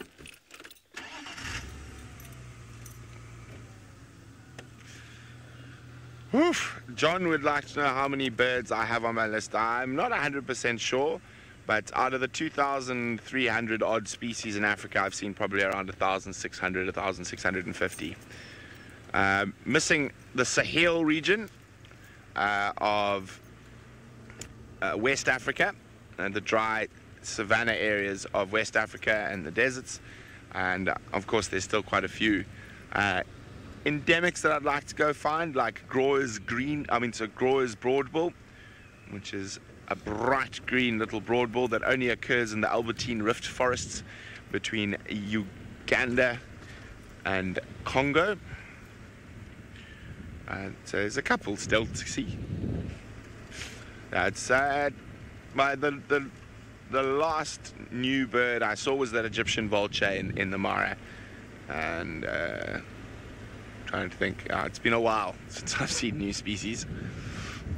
I don't see completely new species in South Africa very often, but I'll see new species for an area. I like that corncrake we saw a while ago. But yeah, it's very, very seldom I see a new bird these days. Oh, well done, Safari Grandma. who's added the crested barbet as a new bird species on her bird list. That's lovely. Well, maybe we can get you another 1 or 2 new species this morning, Safari Grandma.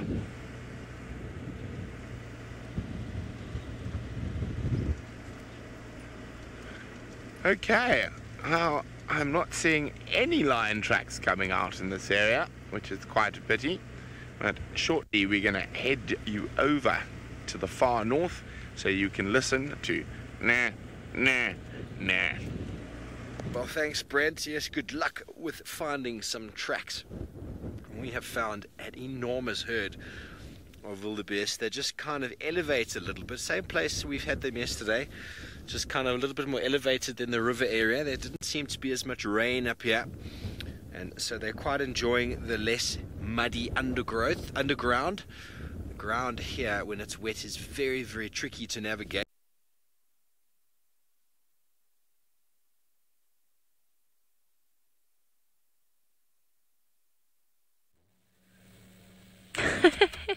We've just been having a long chat with Lou. Sorry about that, everyone. Missed out on Steve. He vanished off your screens, and so did my mongoose. Also vanished off my screen. A little slender mongoose that was dashing about in the grass there, and it was being terribly obliging right up until the moment that it wasn't. All right, on we go. On we go. Let us see what else we can find. Perhaps I'll find those roaring lions. Roaring somewhere to the east, so let's go do that. I'm happy. Spent the morning at the hyena then. We'll just go and see what else I can find. I might pop past Buffelshoek Dam since I am around here. It's so surreal driving these cars.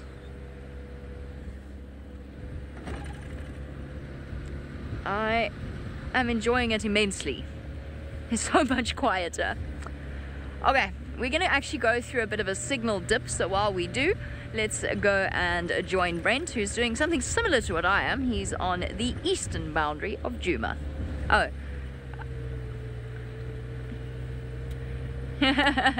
Lou says no, she didn't ask for a link. Sorry, I completely misheard. My mistake.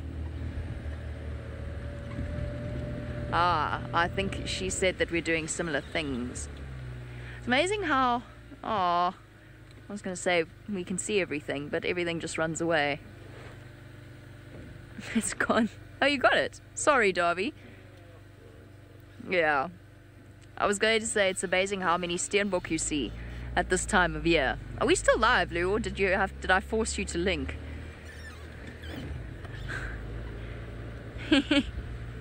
Okay, good. It's not the first time we've done that to directors. Completely mishear something and link to the entirely wrong thing. And poor director's going, no, no, no. Oh, too late.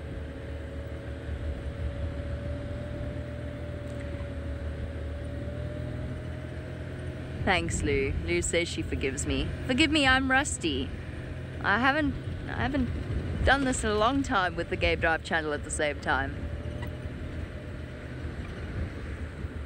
There's a lot of apologies going around. It's all good. I think we have salvaged the situation by inane babbling. Oh, there's a very nice roller. Please don't fly away. I saw it a bit late. There we go. Something pretty to keep you all entertained, instead of backwards and forwards apologies. A lilac-breasted roller with one very tattered tail feather. They've got those 2 feathers that extend out from their tails. This particular one looks as though it needs to start growing a new one shortly. It's getting a little bit frayed around the edges. Whoop! Didn't take kindly to that. Deeply insulted. Deeply, deeply insulted. I'm convinced that lilac-breasted rollers are quite vain birds. They just have that look about them, and if they ever go and land in the front and sort of in front of your vehicle on the road, you better stop, because they're not going to fly away. They are just so accustomed to people stopping to look at and appreciate their divine beauty.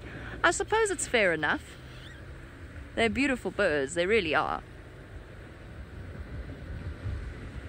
but I'm convinced that they're aware of it.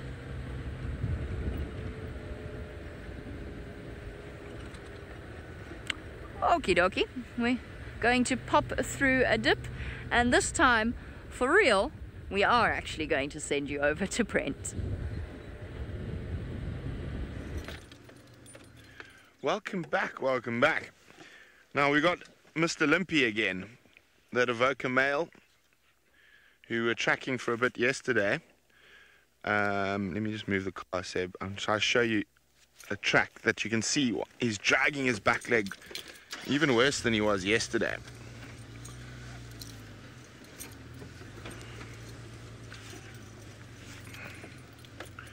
So I heard there's that, I didn't know he was injured, you guys let me know, but you can see here, he's got a sore foot, and you can see how his back leg is scraping as he walks, and these are on top of my tracks from yesterday.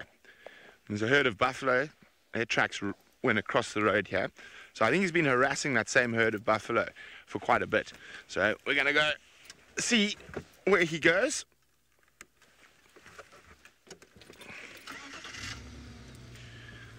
And see if we can find him. I haven't seen the Avocas since they sort of just arrived. I had some nice time on foot with the Avoca boys before I went back to Kenya. And he's dragging his poor sore foot. Shame piece.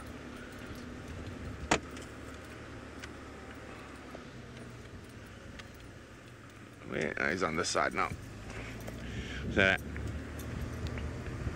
in Konzo of Wanunangala heading north, Chitakatla and Junction Central, I'm following up.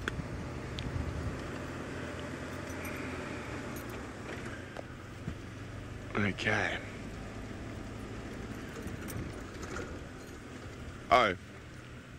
Oh dear. Oh dear. Copy, thanks very much, Orbs. Okay, I'm gonna cross into Torchwood at Pipeline. Oh dearie me, they found him apparently inside Buffelshoek. So I will not be following those lion tracks anymore. I'm gonna take a gamble around here. Maybe old Tingana's about. He likes to walk down this road.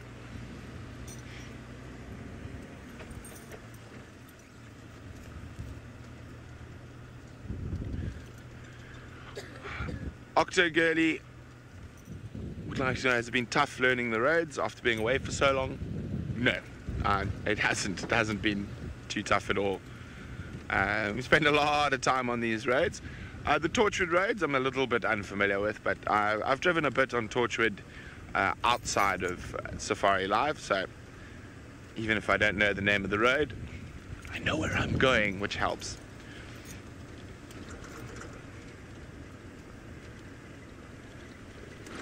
Oh, whoopa.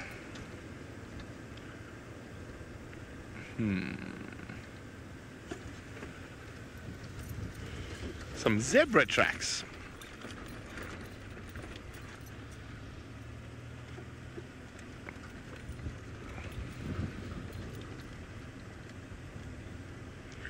Yeah, well, I meander further to the east. Let's send you across to see what Jamie's plans are.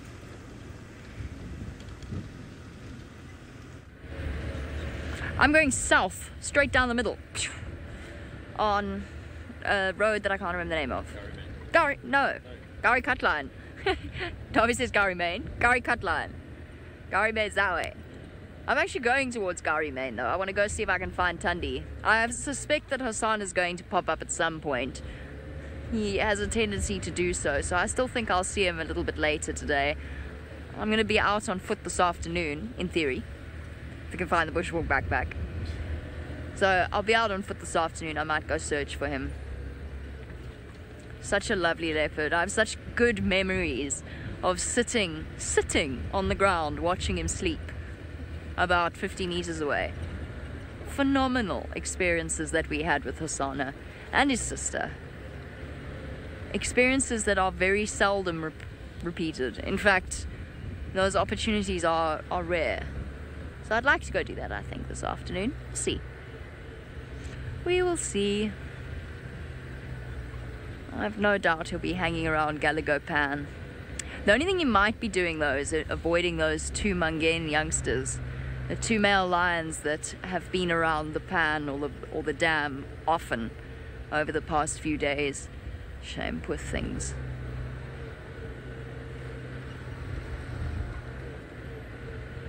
Doo-doo-doo.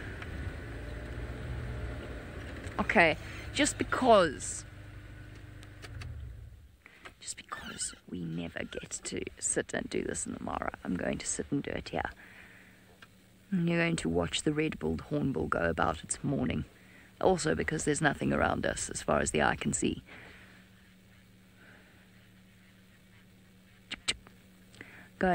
Sifting through piles of dung.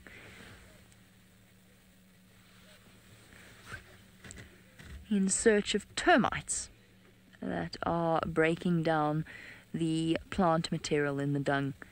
Or dung beetles as well. Dung beetles might have laid their eggs and left their larvae in the piles of dung as well. I just find it entertaining to watch them. They're very prehistoric looking.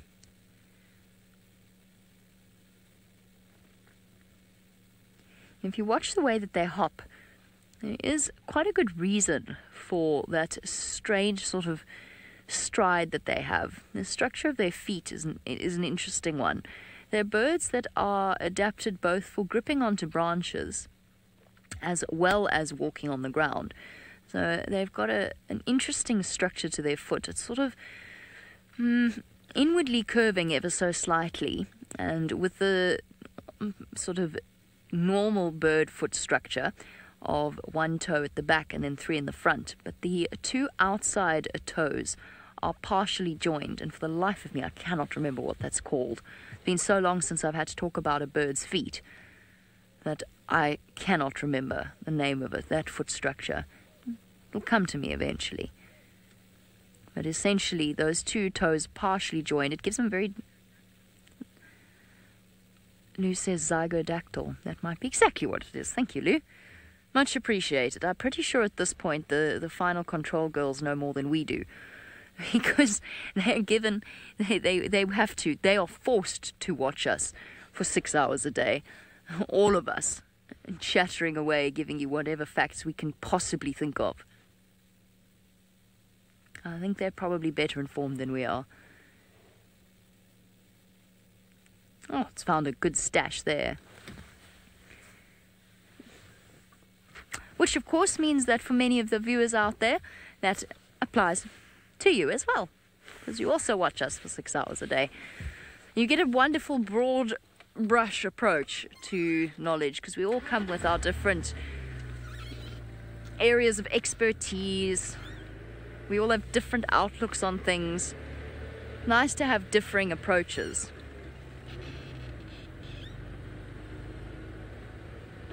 Tina, these birds do not nest in the ground.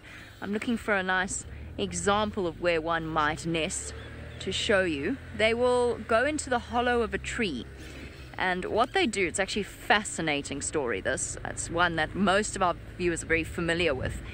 Hornbills, when the male is courting the female, he brings her gifts of food, and the reason that he does that is he has to prove that he can, and the reason that he needs to prove that is because when she actually goes to nest, she will tuck herself into this tiny, tiny hole, and she loses her flight feathers, and she molts them, and then she gets sealed into the nest itself. And during that time, when she is incubating the eggs, she's laid the eggs. Oh, I see an elephant. How lovely. We'll go say hello to him. Well, during that time, he is her sole provider. He has to bring her food.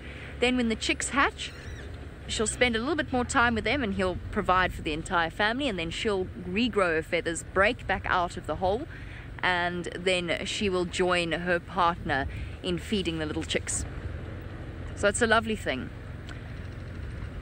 It's quite a sweet little love story, except we always talk about how birds are mostly monogamous, and it's true. Birds are very good male birds in particular are very good when compared to other males in the animal kingdom at caring for their youngsters. It's particularly prevalent in birds that it is a dual role for both parents. But we talk about them being monogamous. That does not mean, let's show you the Inyala quickly because they're pretty, doesn't mean that they don't, if they see an opportunity, mate with another individual other than their mate. It's pretty. And we never saw Inyala, so I'm just appreciating how gorgeous they are.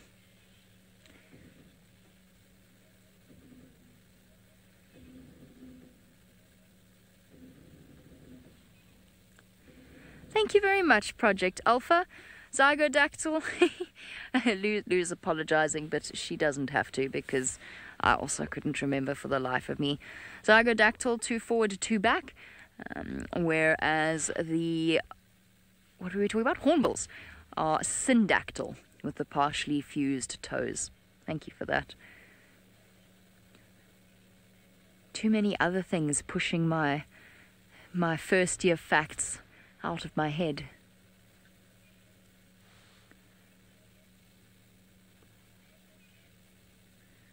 Okay, I'm going to leave these Nyala. It's lovely to see them, but the Ellies are just up ahead. And they're all sort of dashing in a direction. Down this way. I want to go see where they're going. Oof. Come on, rain. Still a little bit early. I don't think it's going to rain yet. Not before December or November. At least not very much.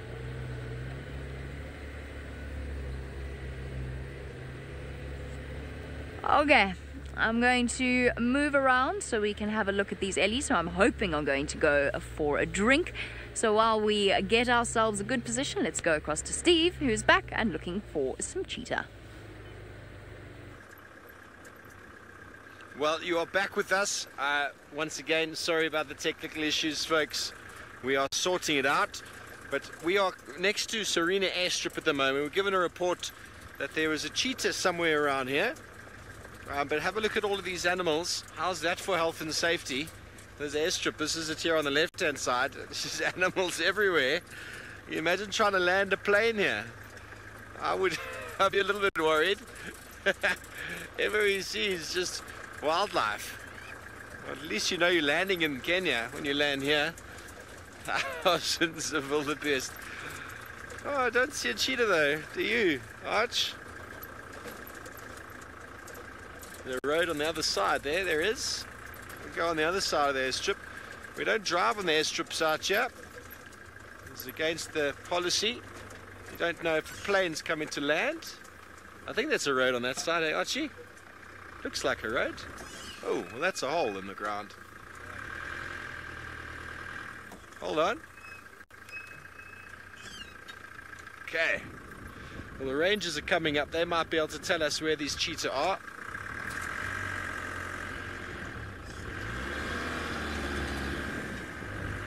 But for the moment, all we can see is this. Just look at all this landscape of just wildlife. And somewhere in amongst here, we saw it yesterday, 2 cheetah males were hunting the wildebeest. They didn't manage to successfully get any. We'll ask these guys here if they've seen any cheetah.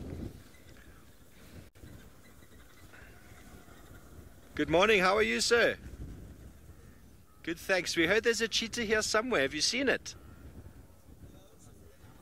Okay. Sorry? Sorry, I can't hear you. He's coming to have a chat with us quickly.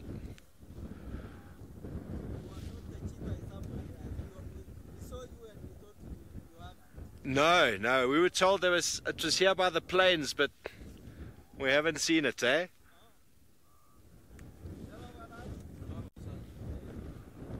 So, they haven't seen it either. They've also been given the report, so it's probably hiding here somewhere in amongst these animals. Maybe we can look where it is, where there is no wildebeest. Yeah, apparently they would be looking at the cheetah, but I don't see the wildebeest looking anywhere. We saw a guy 5 minutes ago who said that it was here. So we'll have a keep looking around, see what we can see. Because the guy told me even the plane will not be. Yeah, you can't land here, eh? Okay, well we're going to go back this way around, see if we can see anything. Okay, thank you, sir. This is one of the wardens for the area. They're looking for the cheetah as well, because when cheetah become available, a lot of vehicles kind of lose their mind with regards to how to move around. But anyway, let's go back down to Jamie, who's got herself a big pachyderm.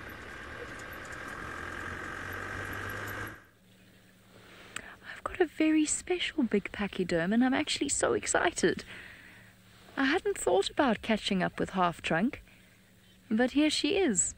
She walked right out in front of us, and I saw it became immediately clear where they were rushing to. They were sprinting to the water's edge. It's the only water for miles around, so they were really very excited to get here. So there we go, a very special elephant, one I know well. Your girl's got so big. Half Trunk? Look how big she is, Tavi. I know you've been here the whole time, almost. But I remember when that little girl over there was just a few months old, and Half Trunk we just found her again after an extended absence, and her little girl was tiny, tiny, and so cheeky. Look at her now, 3 years down the line, give or take. I'm beyond excited. This is such a special little family. We don't know the full story, but we can pretty much surmise that at some point in her life, the short-trunked elephant picked up a snare. Might have been a crocodile, but I think it was most likely a snare set down by people trying to catch bushmeat. And as a result, she lost the end of her trunk. I don't know if that's why she was on her own. I don't really know exactly what her history is, but we see her regularly. It hasn't impeded her too much. She's had healthy calves in the past, but she's created her own little herd. Aqua, you say this view makes you so happy. I'm thrilled. I'm actually really beyond excited. I cannot tell you. With Hasana and Tundi and the Juma clan, I hadn't really thought about catching up with Short Trunk, to be honest, which makes this even more special. You know, it's not the sort of thing that we can look for Tundi and Hasana, but finding Short Trunk is not something that we can plan. Little girl, you're gonna fall into the dam if you're not careful.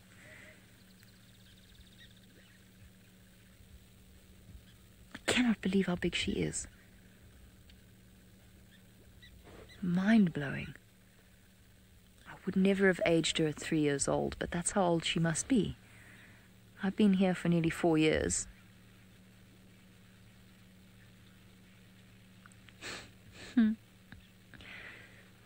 Tony Tuto says that this is favorite Ellie, and thank you. Oh, it's an absolute pleasure. She's one of mine as well. It's difficult for me to choose between Short Trunk and Fang. I'm very fond of Fang and her entire herd.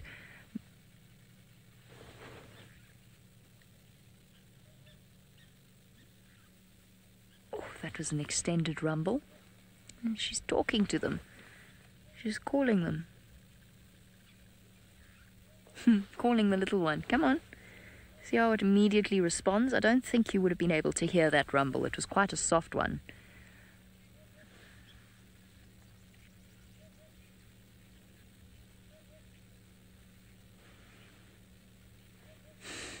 Was that Short Trunk? Luce just reminded me of a sighting way back when we were on Arathusa, and there were two young boys and a youngster, proper baby elephant, and something happened that the young male stole whatever the baby was trying to eat, and the baby had a proper tantrum, and Short Trunk came screaming out of the bush. in a fury, because obviously something had upset her little one. And all of them immediately looked in my direction as if it were my fault. And she looked at me briefly, and then she turned round and immediately disciplined the elephant that had stolen from her youngster. It was such an interesting interaction because there were two young males there. It could have been either of them as far as she was concerned, and yet she immediately knew which one it was. And she also didn't in any way turn on us or blame us. She's always been a very tolerant elephant, actually, when it comes to vehicles. I'm going to go a bit closer since we're here. Her young male's getting more independent, I see. He's coming up behind. I've often seen him take responsibility for looking after the youngster. That's what makes this herd dynamic quite fascinating. Because they only have each other, they have a very special bond. I'm going to spend a bit more time with Short Trunk. Oh, hello, damn camera. I'm going to spend a bit more time with Short Trunk. Let's go and join Brent, who has discovered something that you don't often see around here at the moment. That was a terrible link. We've got a lovely herd of buffalo. Now, this is the same herd that I think the lions have been harassing over the last few days. That female there, that one, she even gave us a sort of little warning charge as we drove up and stopped the car. Yeah, I'm talking to you, silly thing. The rest of the herd is absolutely not plussed at all, but she doesn't seem to be too keen on our presence. What you going to do?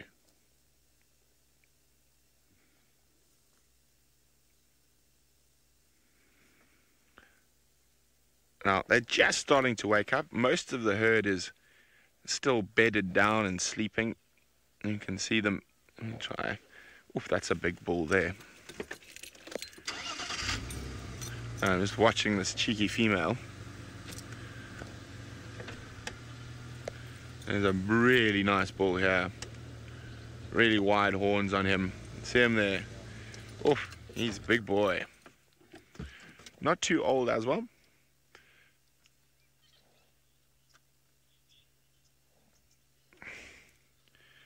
Siberia Zumi says perhaps she thinks we owe her money. Hello. Oh, he's a monster.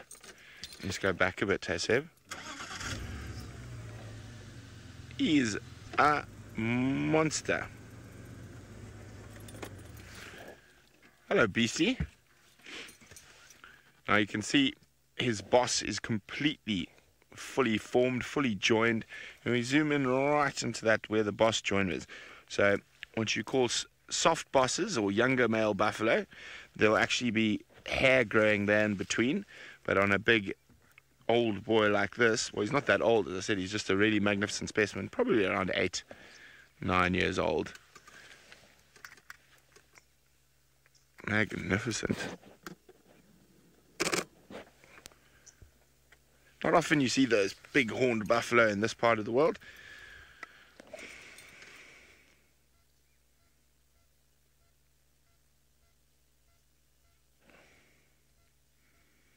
There are quite a few little calves and stuff, but deeper in the thickets.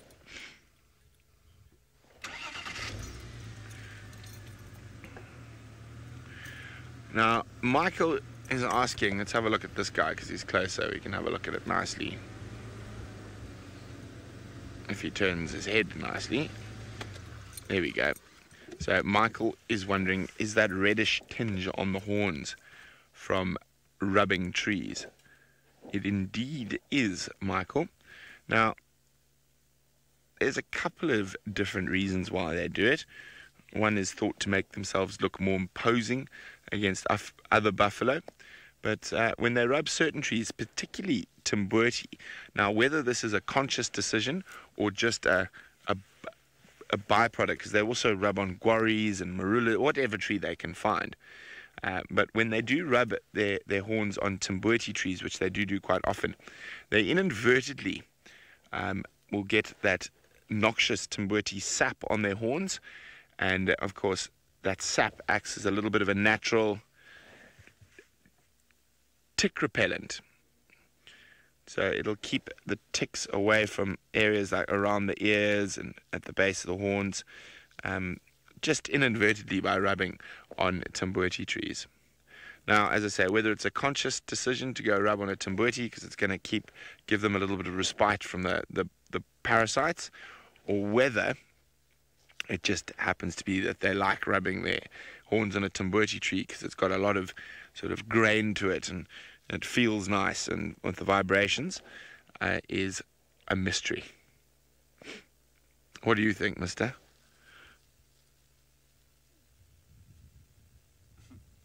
He's not impressed. Now, the reason we're checking this area, we found tracks of Tandi and Tlalamba near Gwari Pan. They headed into this area, but with the buffalo here, I think they probably would have turned around and gone the other way. So we're going to keep heading towards Gwari Pan. Bye, buffs. Now, we could easily get some lions back on the property if we get some nice buffalo herds, particularly at this time of the year. We all know how much lions love a good buffalo. But in the meantime, while I'm searching for my first cat of the day, it seems like Steve has managed to find his. Thanks, Brent. Well, we found her. We believe it's a her, just because of what we were told by the last vehicle. But very characteristic behavior. Cheetah, they like to sit on top of termite mounds, gives them a little bit of elevation to be able to see what they would like to hunt, but also so that no unsuspecting lion or hyena can sneak up on them. They are on the pecking order of predators, quite low down, and pretty much all the other predators, if given the chance, will kill a cheetah. She does look rather full though, doesn't she, Archie? That belly looks a little bit enlarged, which means she's probably eaten. But very hard to get a proper identification from this distance. Cheetah, I believe, must have the most sort of uncomfortable neck, or needing the most amount of neck massages, because that is their life. They spend it always lying like that with their head up. And if you've tried to do that, well, it's very uncomfortable. Very uncomfortable to lie like that. But if it keeps you alive, important to do so. See the herds of wildebeest ahead of her. They're not too bothered. And amongst all these herds, it's where you find the odd predator. And that's what we've been looking for this morning. But with the abundance of prey, it's actually amazing how few predators there are. But that is due to the fact, folks, that the migration moves. It's not here all the time. Aqua, very camouflaged indeed. Last night we spent some time with two males, and we spotted the one who was on a termite mound, and the other one was a little bit closer to us, and we hadn't seen him until he got up and moved. I was scanning everywhere for him, and then when he moved, we got them. So their camouflage works very, very well. And when they're crouching low in the long grass and moving towards their prey, I mean, you probably all have heard the fact that cheetah are the fastest land mammal. But they still need to get as close as they can, because when these animals run, well, they can keep up that speed for a long time. Black keys, well, a puff adder has got the most camouflage out of anything I've ever come across in my life. They are snakes that are so comfortable or confident in their camouflage that they won't even move. Then when you look at mammals, well, serval, leopard, both have a very amazing camouflage, and if they don't move, well, impossible to see them. But then you also get, from an animal point, from a prey point of view, nyala are quite camouflaged in the thickets when they don't move, as well as bushbuck. And then kudu, surprisingly, when they're in the thickets, are very, very camouflaged, but when they move into the open plain, well, they stand out like a sore thumb. It's all designed around what we call disruptive coloration, which means that the colors or the spots or the lines or whatever it might be is there to break up the 3D dimensions. So not only to hide the animal from predators, but also to provide stealth for the predators to sneak up close. If you're a camouflage predator, the objective is to get as within striking range so that it can improve the chances of success. But the arms race is out there, and as predators get more and more camouflaged, so prey become more and more vigilant, hang out in bigger herds, whatever it might be. Predators such as cheetah and leopard and lion only have about 20% success, so it really is very low considering all their many adaptations, and that's just to go and show how well adapted the animals are. Okay.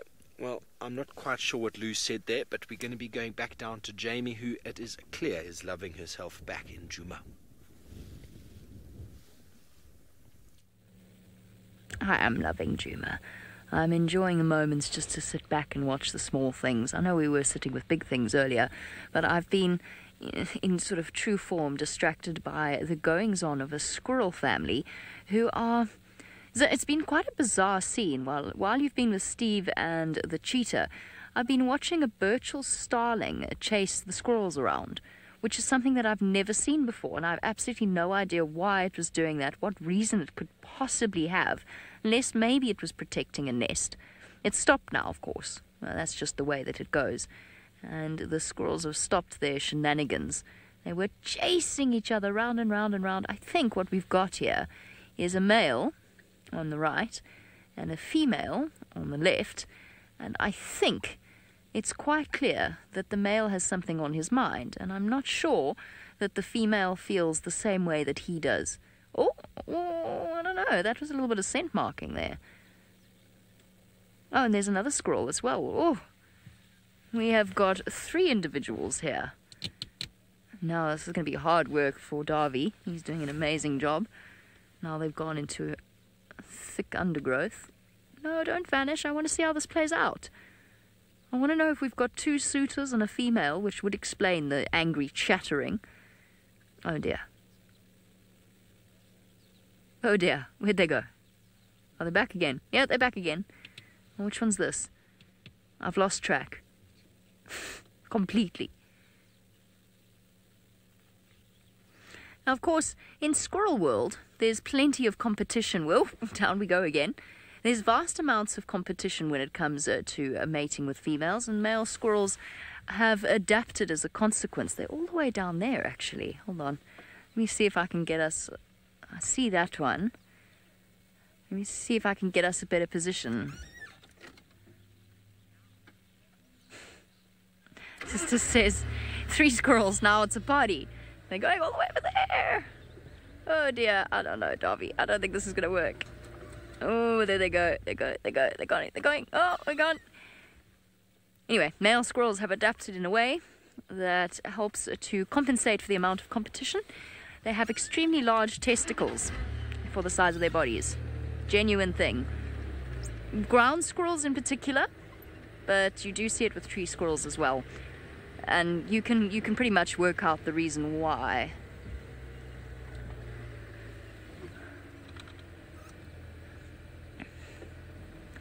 Tempted to see how this plays out. I haven't spent time with squirrels in forever.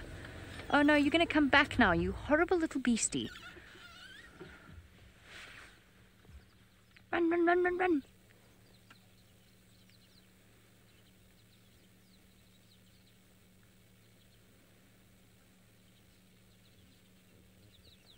Oh. Sorry, fly in my ear. I didn't even see what bird that was. Sorry, Dave. I was focused on the squirrel.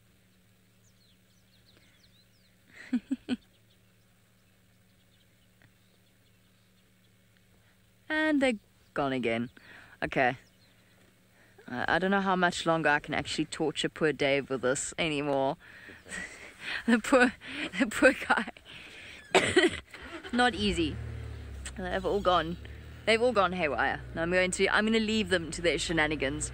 We've got only a little bit of time left of the morning safari, so I'm going to go see if I can find out if Tundi's still around. It's all... Tracking is the way that we do it. It's a skill, and it's a skill that needs constant practice, just in the same way all art forms need a constant reinforcement, and I'm rusty. I've pulled off about 100 times for hyena tracks. I do see lion tracks. Fortunately, that is not a problem that Steve has up in the Mara. I know from experience it's impossible to track even if you want to. Yes, well, good luck, Jamie. It is something you have to keep practicing, and you can get out of it very quickly. Even a 2-week leave stint, you suddenly just forget certain things, and all those little intuitive things need to come back to you again. You have to build up on them. So good luck. It is always fun, though, doing it all again and revisiting things that you have kind of forgotten. So, yeah, well done. Nice to be back out on foot, I'm sure. I'm sure she's looking forward to her first bushwalk in some time. Well, this cheetah, looking quite well fed on the termite mound, is not causing any sort of alarm at all towards the wildebeest. Well, it's looking around all of a sudden now. I'm not quite sure what's on the mind. If only we could tell what it was thinking. What's on your mind, my dear? Are you looking for some more food? I wonder if this is the same new female that we showed a couple days ago. I'm not sure. It's really hard to identify. I'm happy to see a cheetah in this landscape. What a beautiful landscape it is. Cheetah habitat. We talk about habitat and how animals live in an area. They need to have certain sort of conditions for them to be suitable for them. You get two types of niches, the realized and the fundamental niche. And the fundamental niche is essentially all the areas in a landscape an animal can live without competition. But now you throw competition into the mix, and that is the actual realized niche, the area an animal occupies in the landscape with competition. And competition is in the form of other predators, prey animals, other cheetah, food resources. So as soon as you, for example, down in South Africa in a place called Shamwari, they introduced cheetah there a long time ago, before the lion. And the cheetah were active at night, and they were active in thickets, and they were doing all sorts of things that not normally seen in wild cheetah populations. And as soon as the lion were introduced, well, the cheetah went back to being a daytime hunter, and they steered very well clear of thick wooded areas where they couldn't see. So that is a good example of how niches are sort of realized. Just to me, cheetah can be quite skittish. I mean, they're skittish towards other predators, most certainly. If they see another predator, a lion or a leopard or whatever it might be, hyena, they'll invariably move off. They can't afford any confrontation, but they do calm down very, very easily, and they can tame quite well. Even wild cheetah can become very, very, very calm and tame towards people. They don't perceive us as any sort of threat, and we don't give them any threat. So cheetah can come right up to a car, they jump on people's roofs, they jump on bonnets. They don't seem to want to fight you or anything like that. So in that regard, no, they're not skittish. But when it comes to seeing other predators, they can be. But when you first see cheetah populations in the wild, if they see you from a distance, especially if they see a person walking, or if they see someone sitting on the front, like in South Africa, we often have a tracker sitting on the front. If they see that, they can run and you won't see that animal again. They don't like seeing people if they're not used to seeing people. They're very, very skittish towards us in that regard. But then in this environment, they can also become very, very relaxed. It all depends on their nature and what's going on with them on the day. But beautiful. It is a little bit too far away to get the best of shots on this beautiful cat, and I don't perceive it doing too much more than scanning around. It does look like it's got quite a chubby belly there. Fed quite well. A number of the vultures that we find circling or feeding on carcasses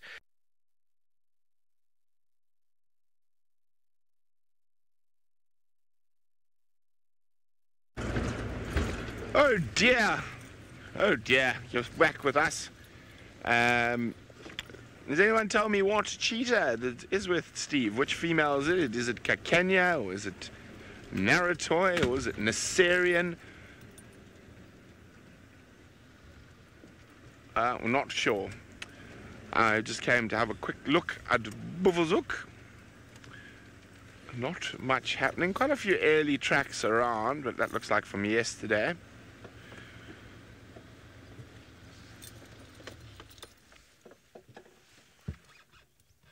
the usual suspects, an Egyptian goose.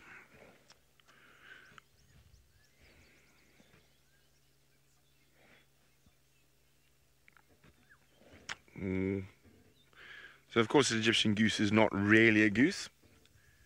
Most of you should know that. They're actually a type of shield duck.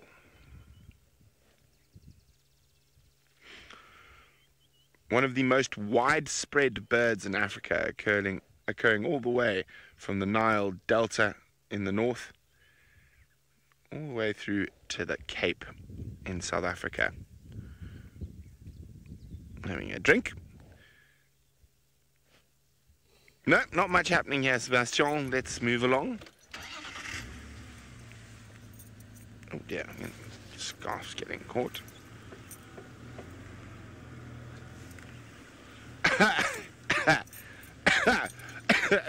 Elizabeth wants the impossible. Elizabeth would like a half-collared kingfisher. Unfortunately, Elizabeth, half-collared kingfishers are... Oh, I mean, if the Mawati was flowing, we might have a chance at half-collared kingfishers. And they prefer running water, small streams.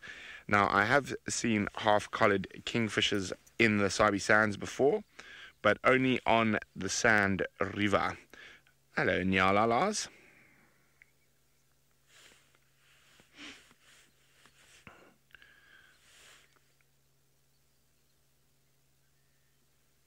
And here we go. There's the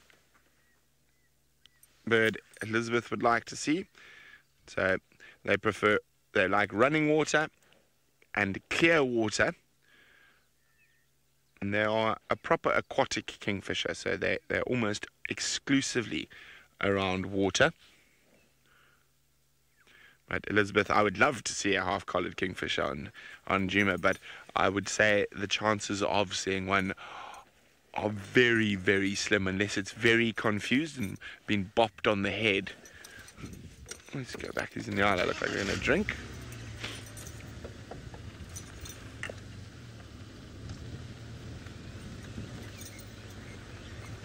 Happy there, Seb?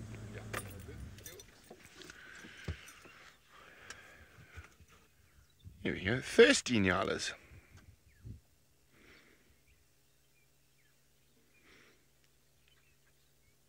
I wouldn't drink that water unless I really had to.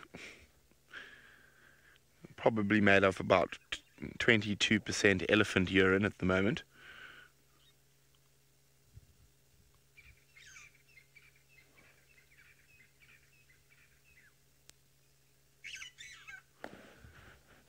You can hear a very noisy Birchall's starling somewhere above us in the torchwood tree.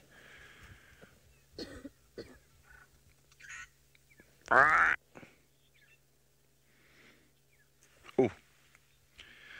Seb, let's go across to the other side.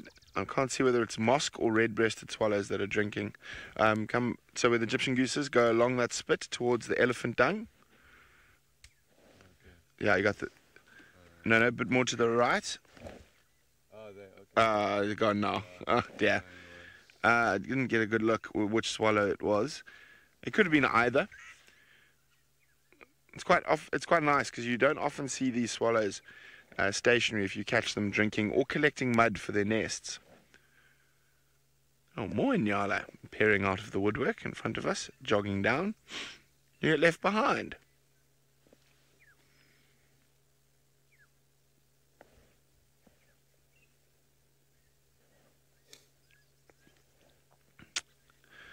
Very, very dainty antelopes. Oh, it's the naughty hornbill. Yeah. Naughty hornbill. Oh.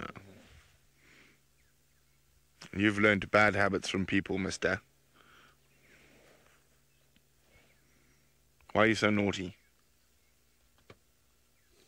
Why are you so naughty? No, I haven't finished reprimanding you yet. You're a naughty hornbill. I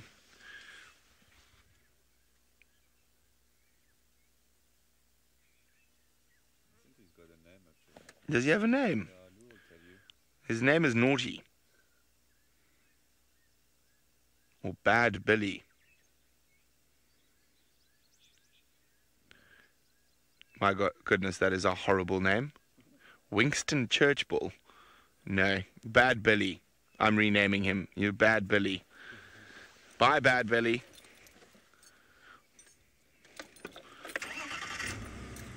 That is a horrible name.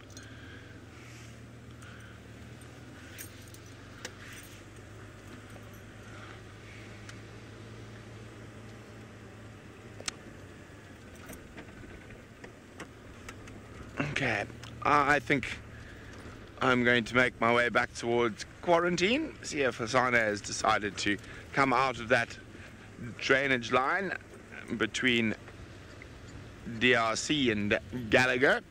While we do that, let's send you across to see what Jamie's up to. I was about to do the same thing, Brent. Okay, that's fine. I'm cruising along past Treehouse Dam. I was actually going to make my way up and check exactly that.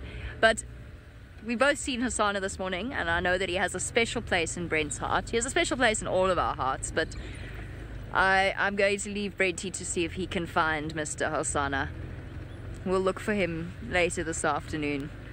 I did not expect this surprise this morning.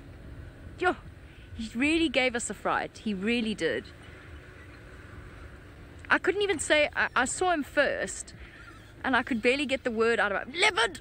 It was insane the way he just dashed in front of our car. It was very foolish of him. Oh, lots of Ellies. Let's go see if we can find a nice view. Oh, Treehouse Dam. Would we call that a dam? Would we call it a waterhole? Treehouse Sludge. Treehouse Sludge. We're at Treehouse Sludge. And now we're going to go see some elephants. Treehouse Dam. Where during my interview drive years ago, I had the Styx Pride with their babies. Anyway, enough reminiscing from my side. Let's go join Steve, who has found some lovely little canines to show you.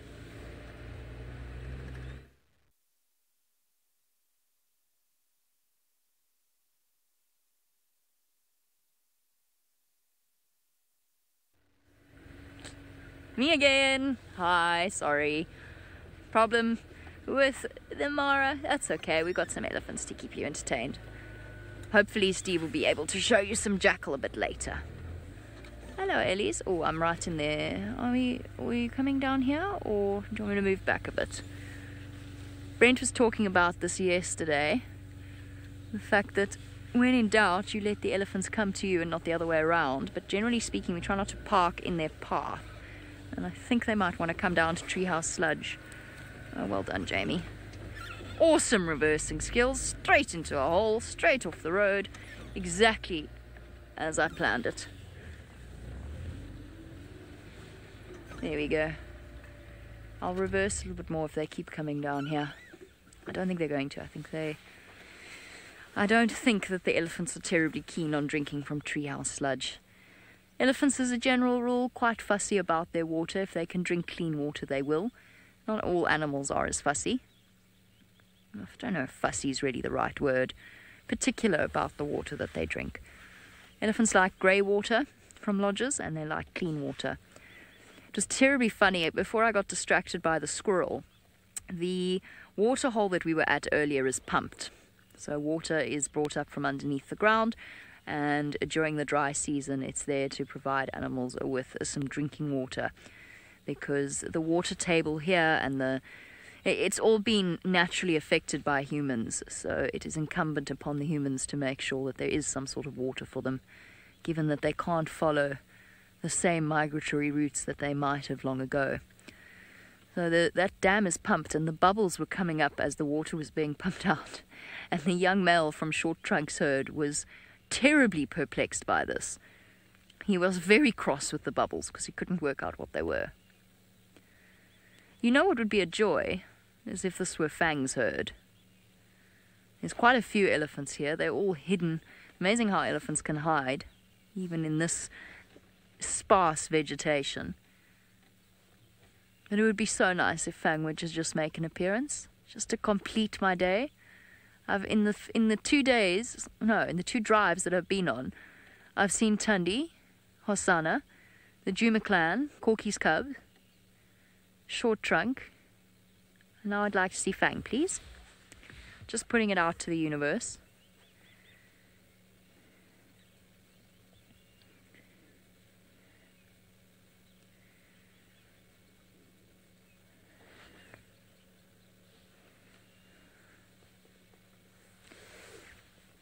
Kelly, I was just thinking that. Kelly says that elephants are pure magic in her opinion.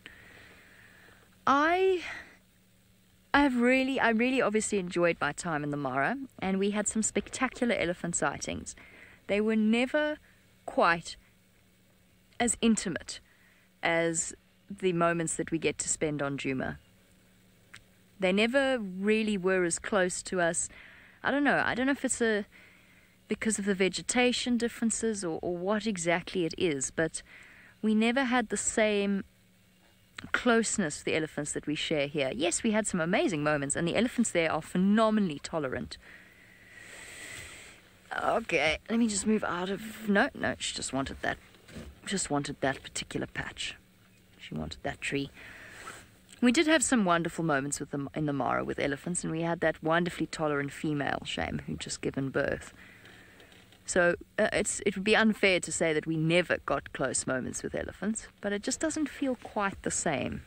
So I'm really happy to be back and enjoying Juma elephants. I am in their way. Let me just... No, actually, they're fine still. We're okay. Hi, guys. Shame, there's not much food around for them. Most of the elephants in this area are incredibly relaxed around vehicles, but that changes slightly as they become more stressed for resources. So the further we go into the end of the dry season, the less there is for them to eat, quite honestly, and to drink. And they do become quite stressed because they have to move further and further afield, and it places strain upon them. And you can imagine that manifests itself as emotional strain as well, not just physical strain. Especially for the older females who are responsible for leading their herds to wherever there might be food. So you do see a slight change in attitude of the animals, or the elephants in particular, during the dry season.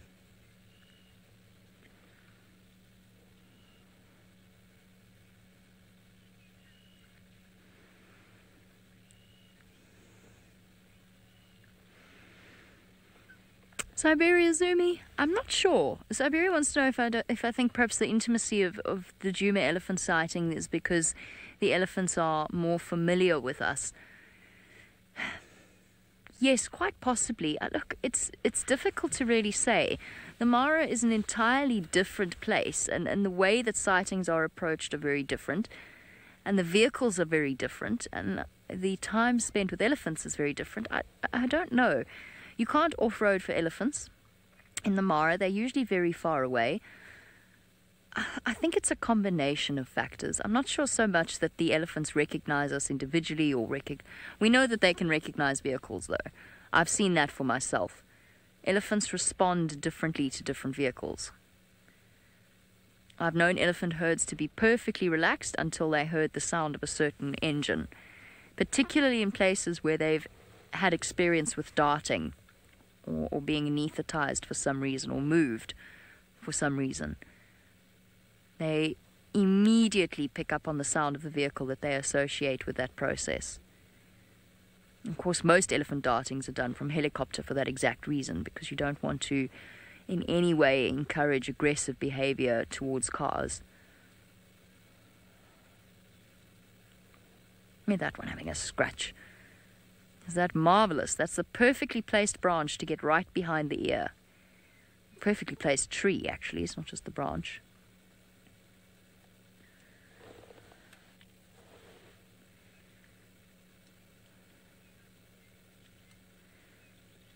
Brent was saying the same thing yesterday.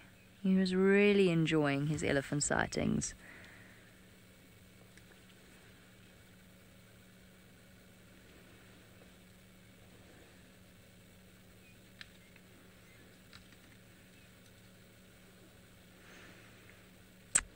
I think I'm going to sit here for a little bit longer and wait for the elephants to come around the vehicle.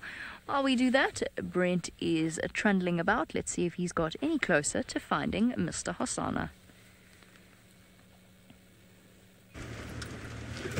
We're still a fair distance away from where Hosanna was this morning, but this is one of my favorite roads on Djuma, so I had to drive it. It's Nyala Road South. The first leopard I found on foot was actually right here in the little drainage line here, and it was Kunyuma, or as he's known these days down south in Mala Mala, the Senegal bush male, Mr. Snarly Pants.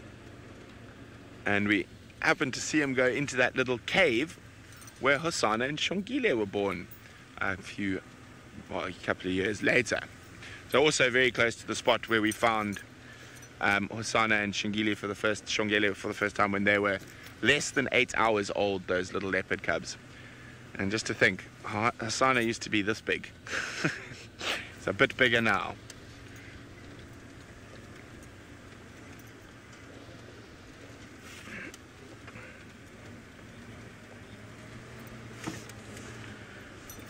Kristen would like to know how often we heard leopards sawing while we were in the Masai Mara.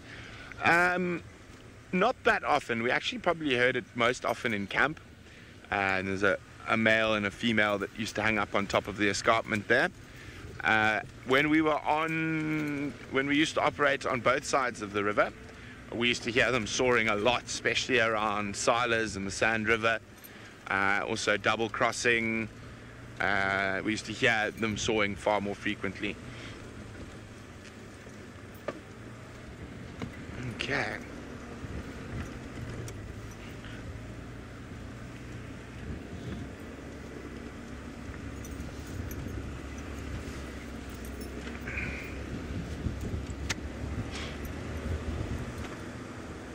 So now we are heading back towards Quarantine. We're at Spaghetti Junction now. Massive junction of roads, all three. Now, it was about 2 years ago, just over 2 years ago, and VM was on camera with me, and we saw Karula take down a diker live, but I also managed to bend the steering arm quite badly, trying to get into a position to see nicely in this little thicket off to the right here, and in there, and we actually straightened the steering arm by putting it between two timburti trees.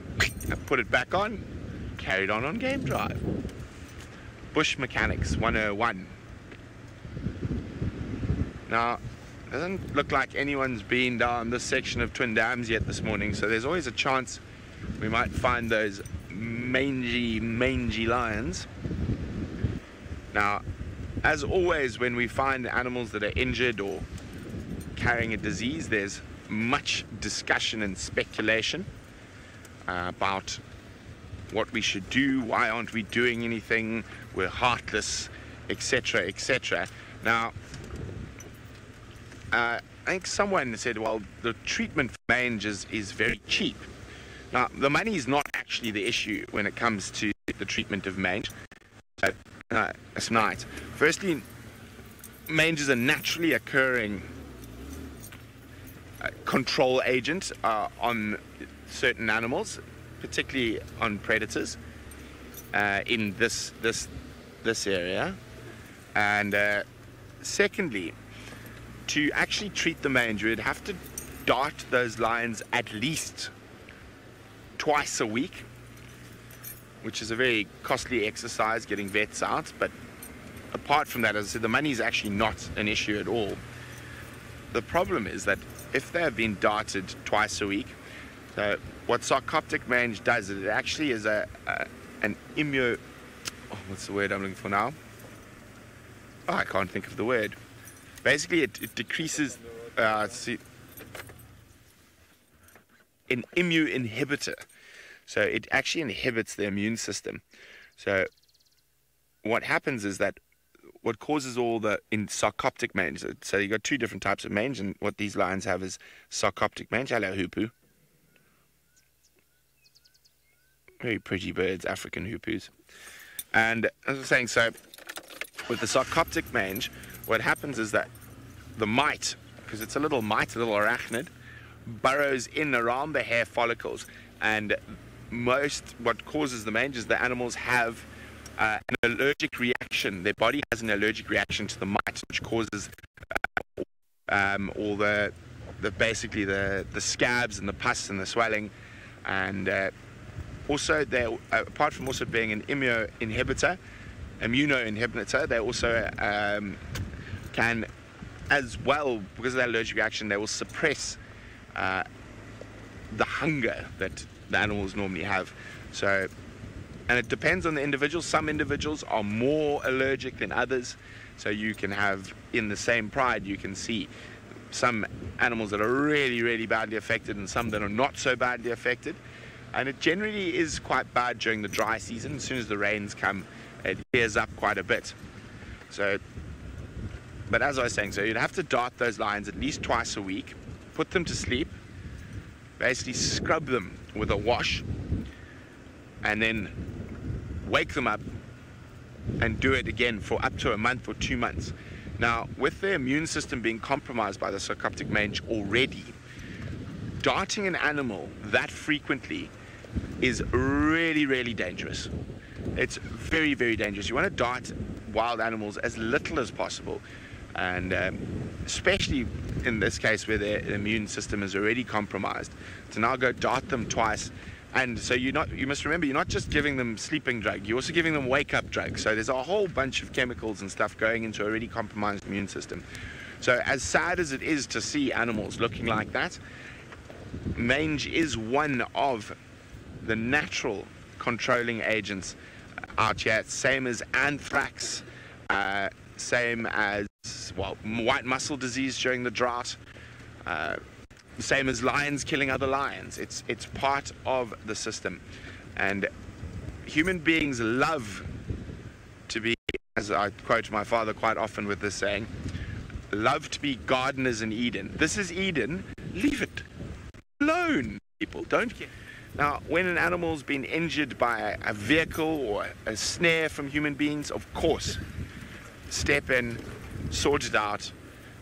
But when you're dealing with something like that, which is part of the ecosystem, and it comes around almost every dry season, certain prides, like the Styx pride, are constantly plagued by it during the dry season. So it's just one of those things, I'm afraid. And it is not our place to start fiddling.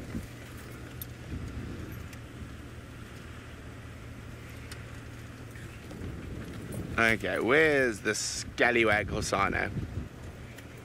We're going to have a quick search around here for the scallywag Hosanna.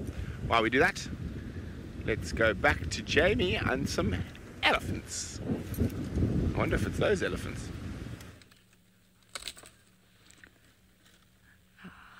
Patience has paid off, and we've got our close-up of an elephant that we were looking for. This is exactly what I wanted to see today. Thank you, girl. Big old female, right up next to the car. Let me turn the game drive radio down. Still not used to it. You just, in the Mara, you very seldom, hey, big girl. You're so polite. Going right behind the vehicle. I'll move in a little bit. In the Mara, you just very seldom get the elephants that it's not that they are aggressive, but they just don't feel comfortable, I don't think, being that close to people unless they're just walking by, where she actually stopped to feed right next to us. Always nice to just sit and let the elephants come to you. Most of them, unfortunately, now have moved off. She was the last of them that was close to us. I'll just wait for her to get a little bit further behind, and then I'll turn round and we can find ourselves a slightly better view. There we go. Okay, she's far enough now. Obviously... Oh, okay. Just needed a little time. Obviously, in a situation like that, you don't take advantage of the animal's closeness or proximity to you. You don't start the engine while they're right next to you, because that's going to startle them, and they might be more reticent in future of approaching that distance.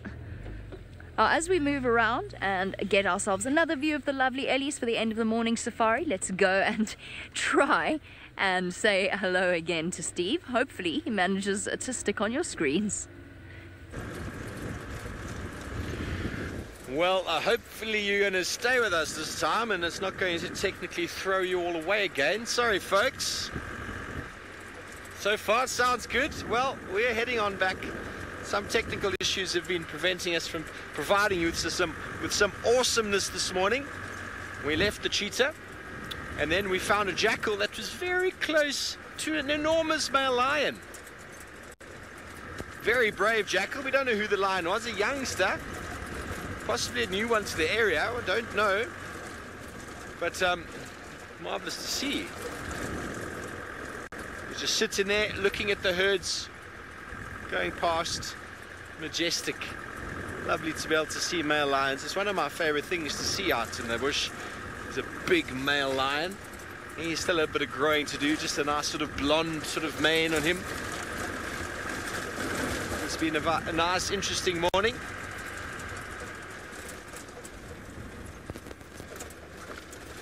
Well, it seems like Jamie this morning is having all of the luck.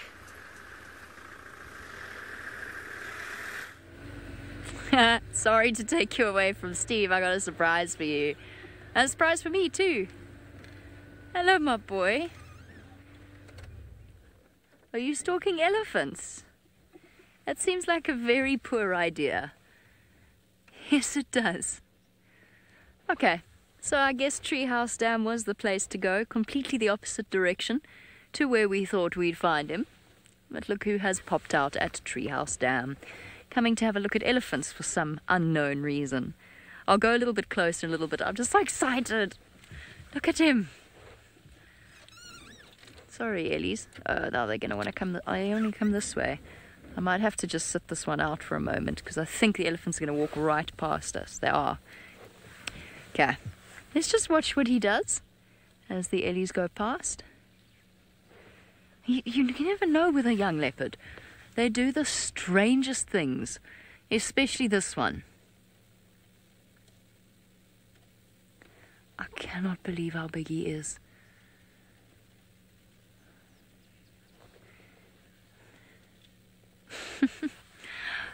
James, you say, Hosanna, our last-minute leopard. Indeed. And you know what he's going to give us the most beautiful opportunity to do, Dave? Is the elephants aren't going to come this way. He's going to let us get an eye-level shot with him.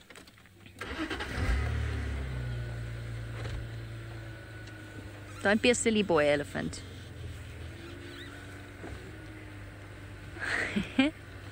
How crazy. Just sitting there, look across at the dam, and wouldn't you know it?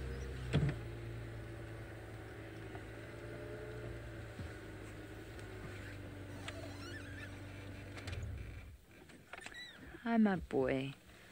Look at you. You still look like you, if that makes any sense. Sorry, that was a very inane thing to say, but I can still see it's him. NM, you say, what a goofball he is. I am so excited that Hosanna is still around for our return to Djuma. I cannot begin to tell you. Certain leopards will always have a special place in somebody's heart when you've spent as much time with them as we have. And for me, Hosanna was the first leopard cub that I ever really properly watched grow from a tiny baby to adulthood, at least the period of time that we spent with him, or the amount of time that we spent with him. So for me, this is a special reunion. I've watched him go through some very tough times, especially when Karula disappeared.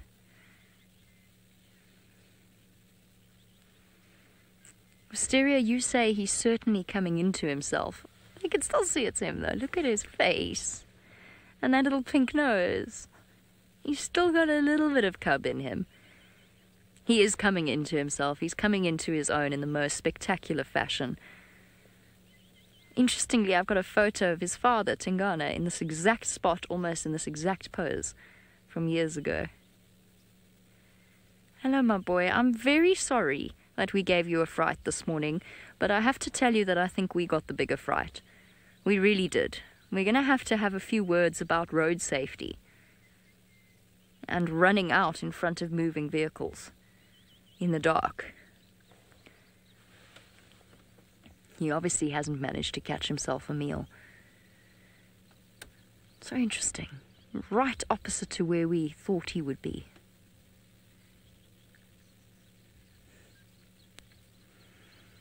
A special last-minute leopard indeed. James, indeed. Hosanna fashionably late, but he knows not to miss his chance or appearance. He has always been a star, basically from the day he was born, without being too melodramatic. He has always been destined. He's got a character and a personality second to none.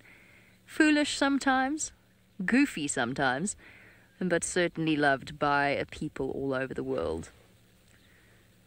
And here he is, at Treehouse Dam, where we spent so much time with him when he was younger. Now listen, my boy, I'm coming out on walk this afternoon. Would you please stick around? I'm asking nicely. It would be very, very obliging of him if he were to decide to stick around. How's that? How's that for an end of the drive? We had hyena den, hyena cubs, wonderful elephants, and now Hosanna. All the luck indeed. Do you think I should offer Brent lessons as to how to find cats? I think so. Maybe I'll give him some pointers at breakfast. It is indeed, however, breakfast time, which means it's the end of the sunrise safari. And all that's left for me to do is to say that I will be giving Brent some lessons. Don't you worry. I'll tell him all about how you find cats on Djuma. And then, of course, to say goodbye to all of you. So it's been a pleasure having you on our live safari. I hope you have enjoyed it. It's wonderful to be back on Djuma, and it's wonderful to see Hosanna once again. I'll see you in a few short hours.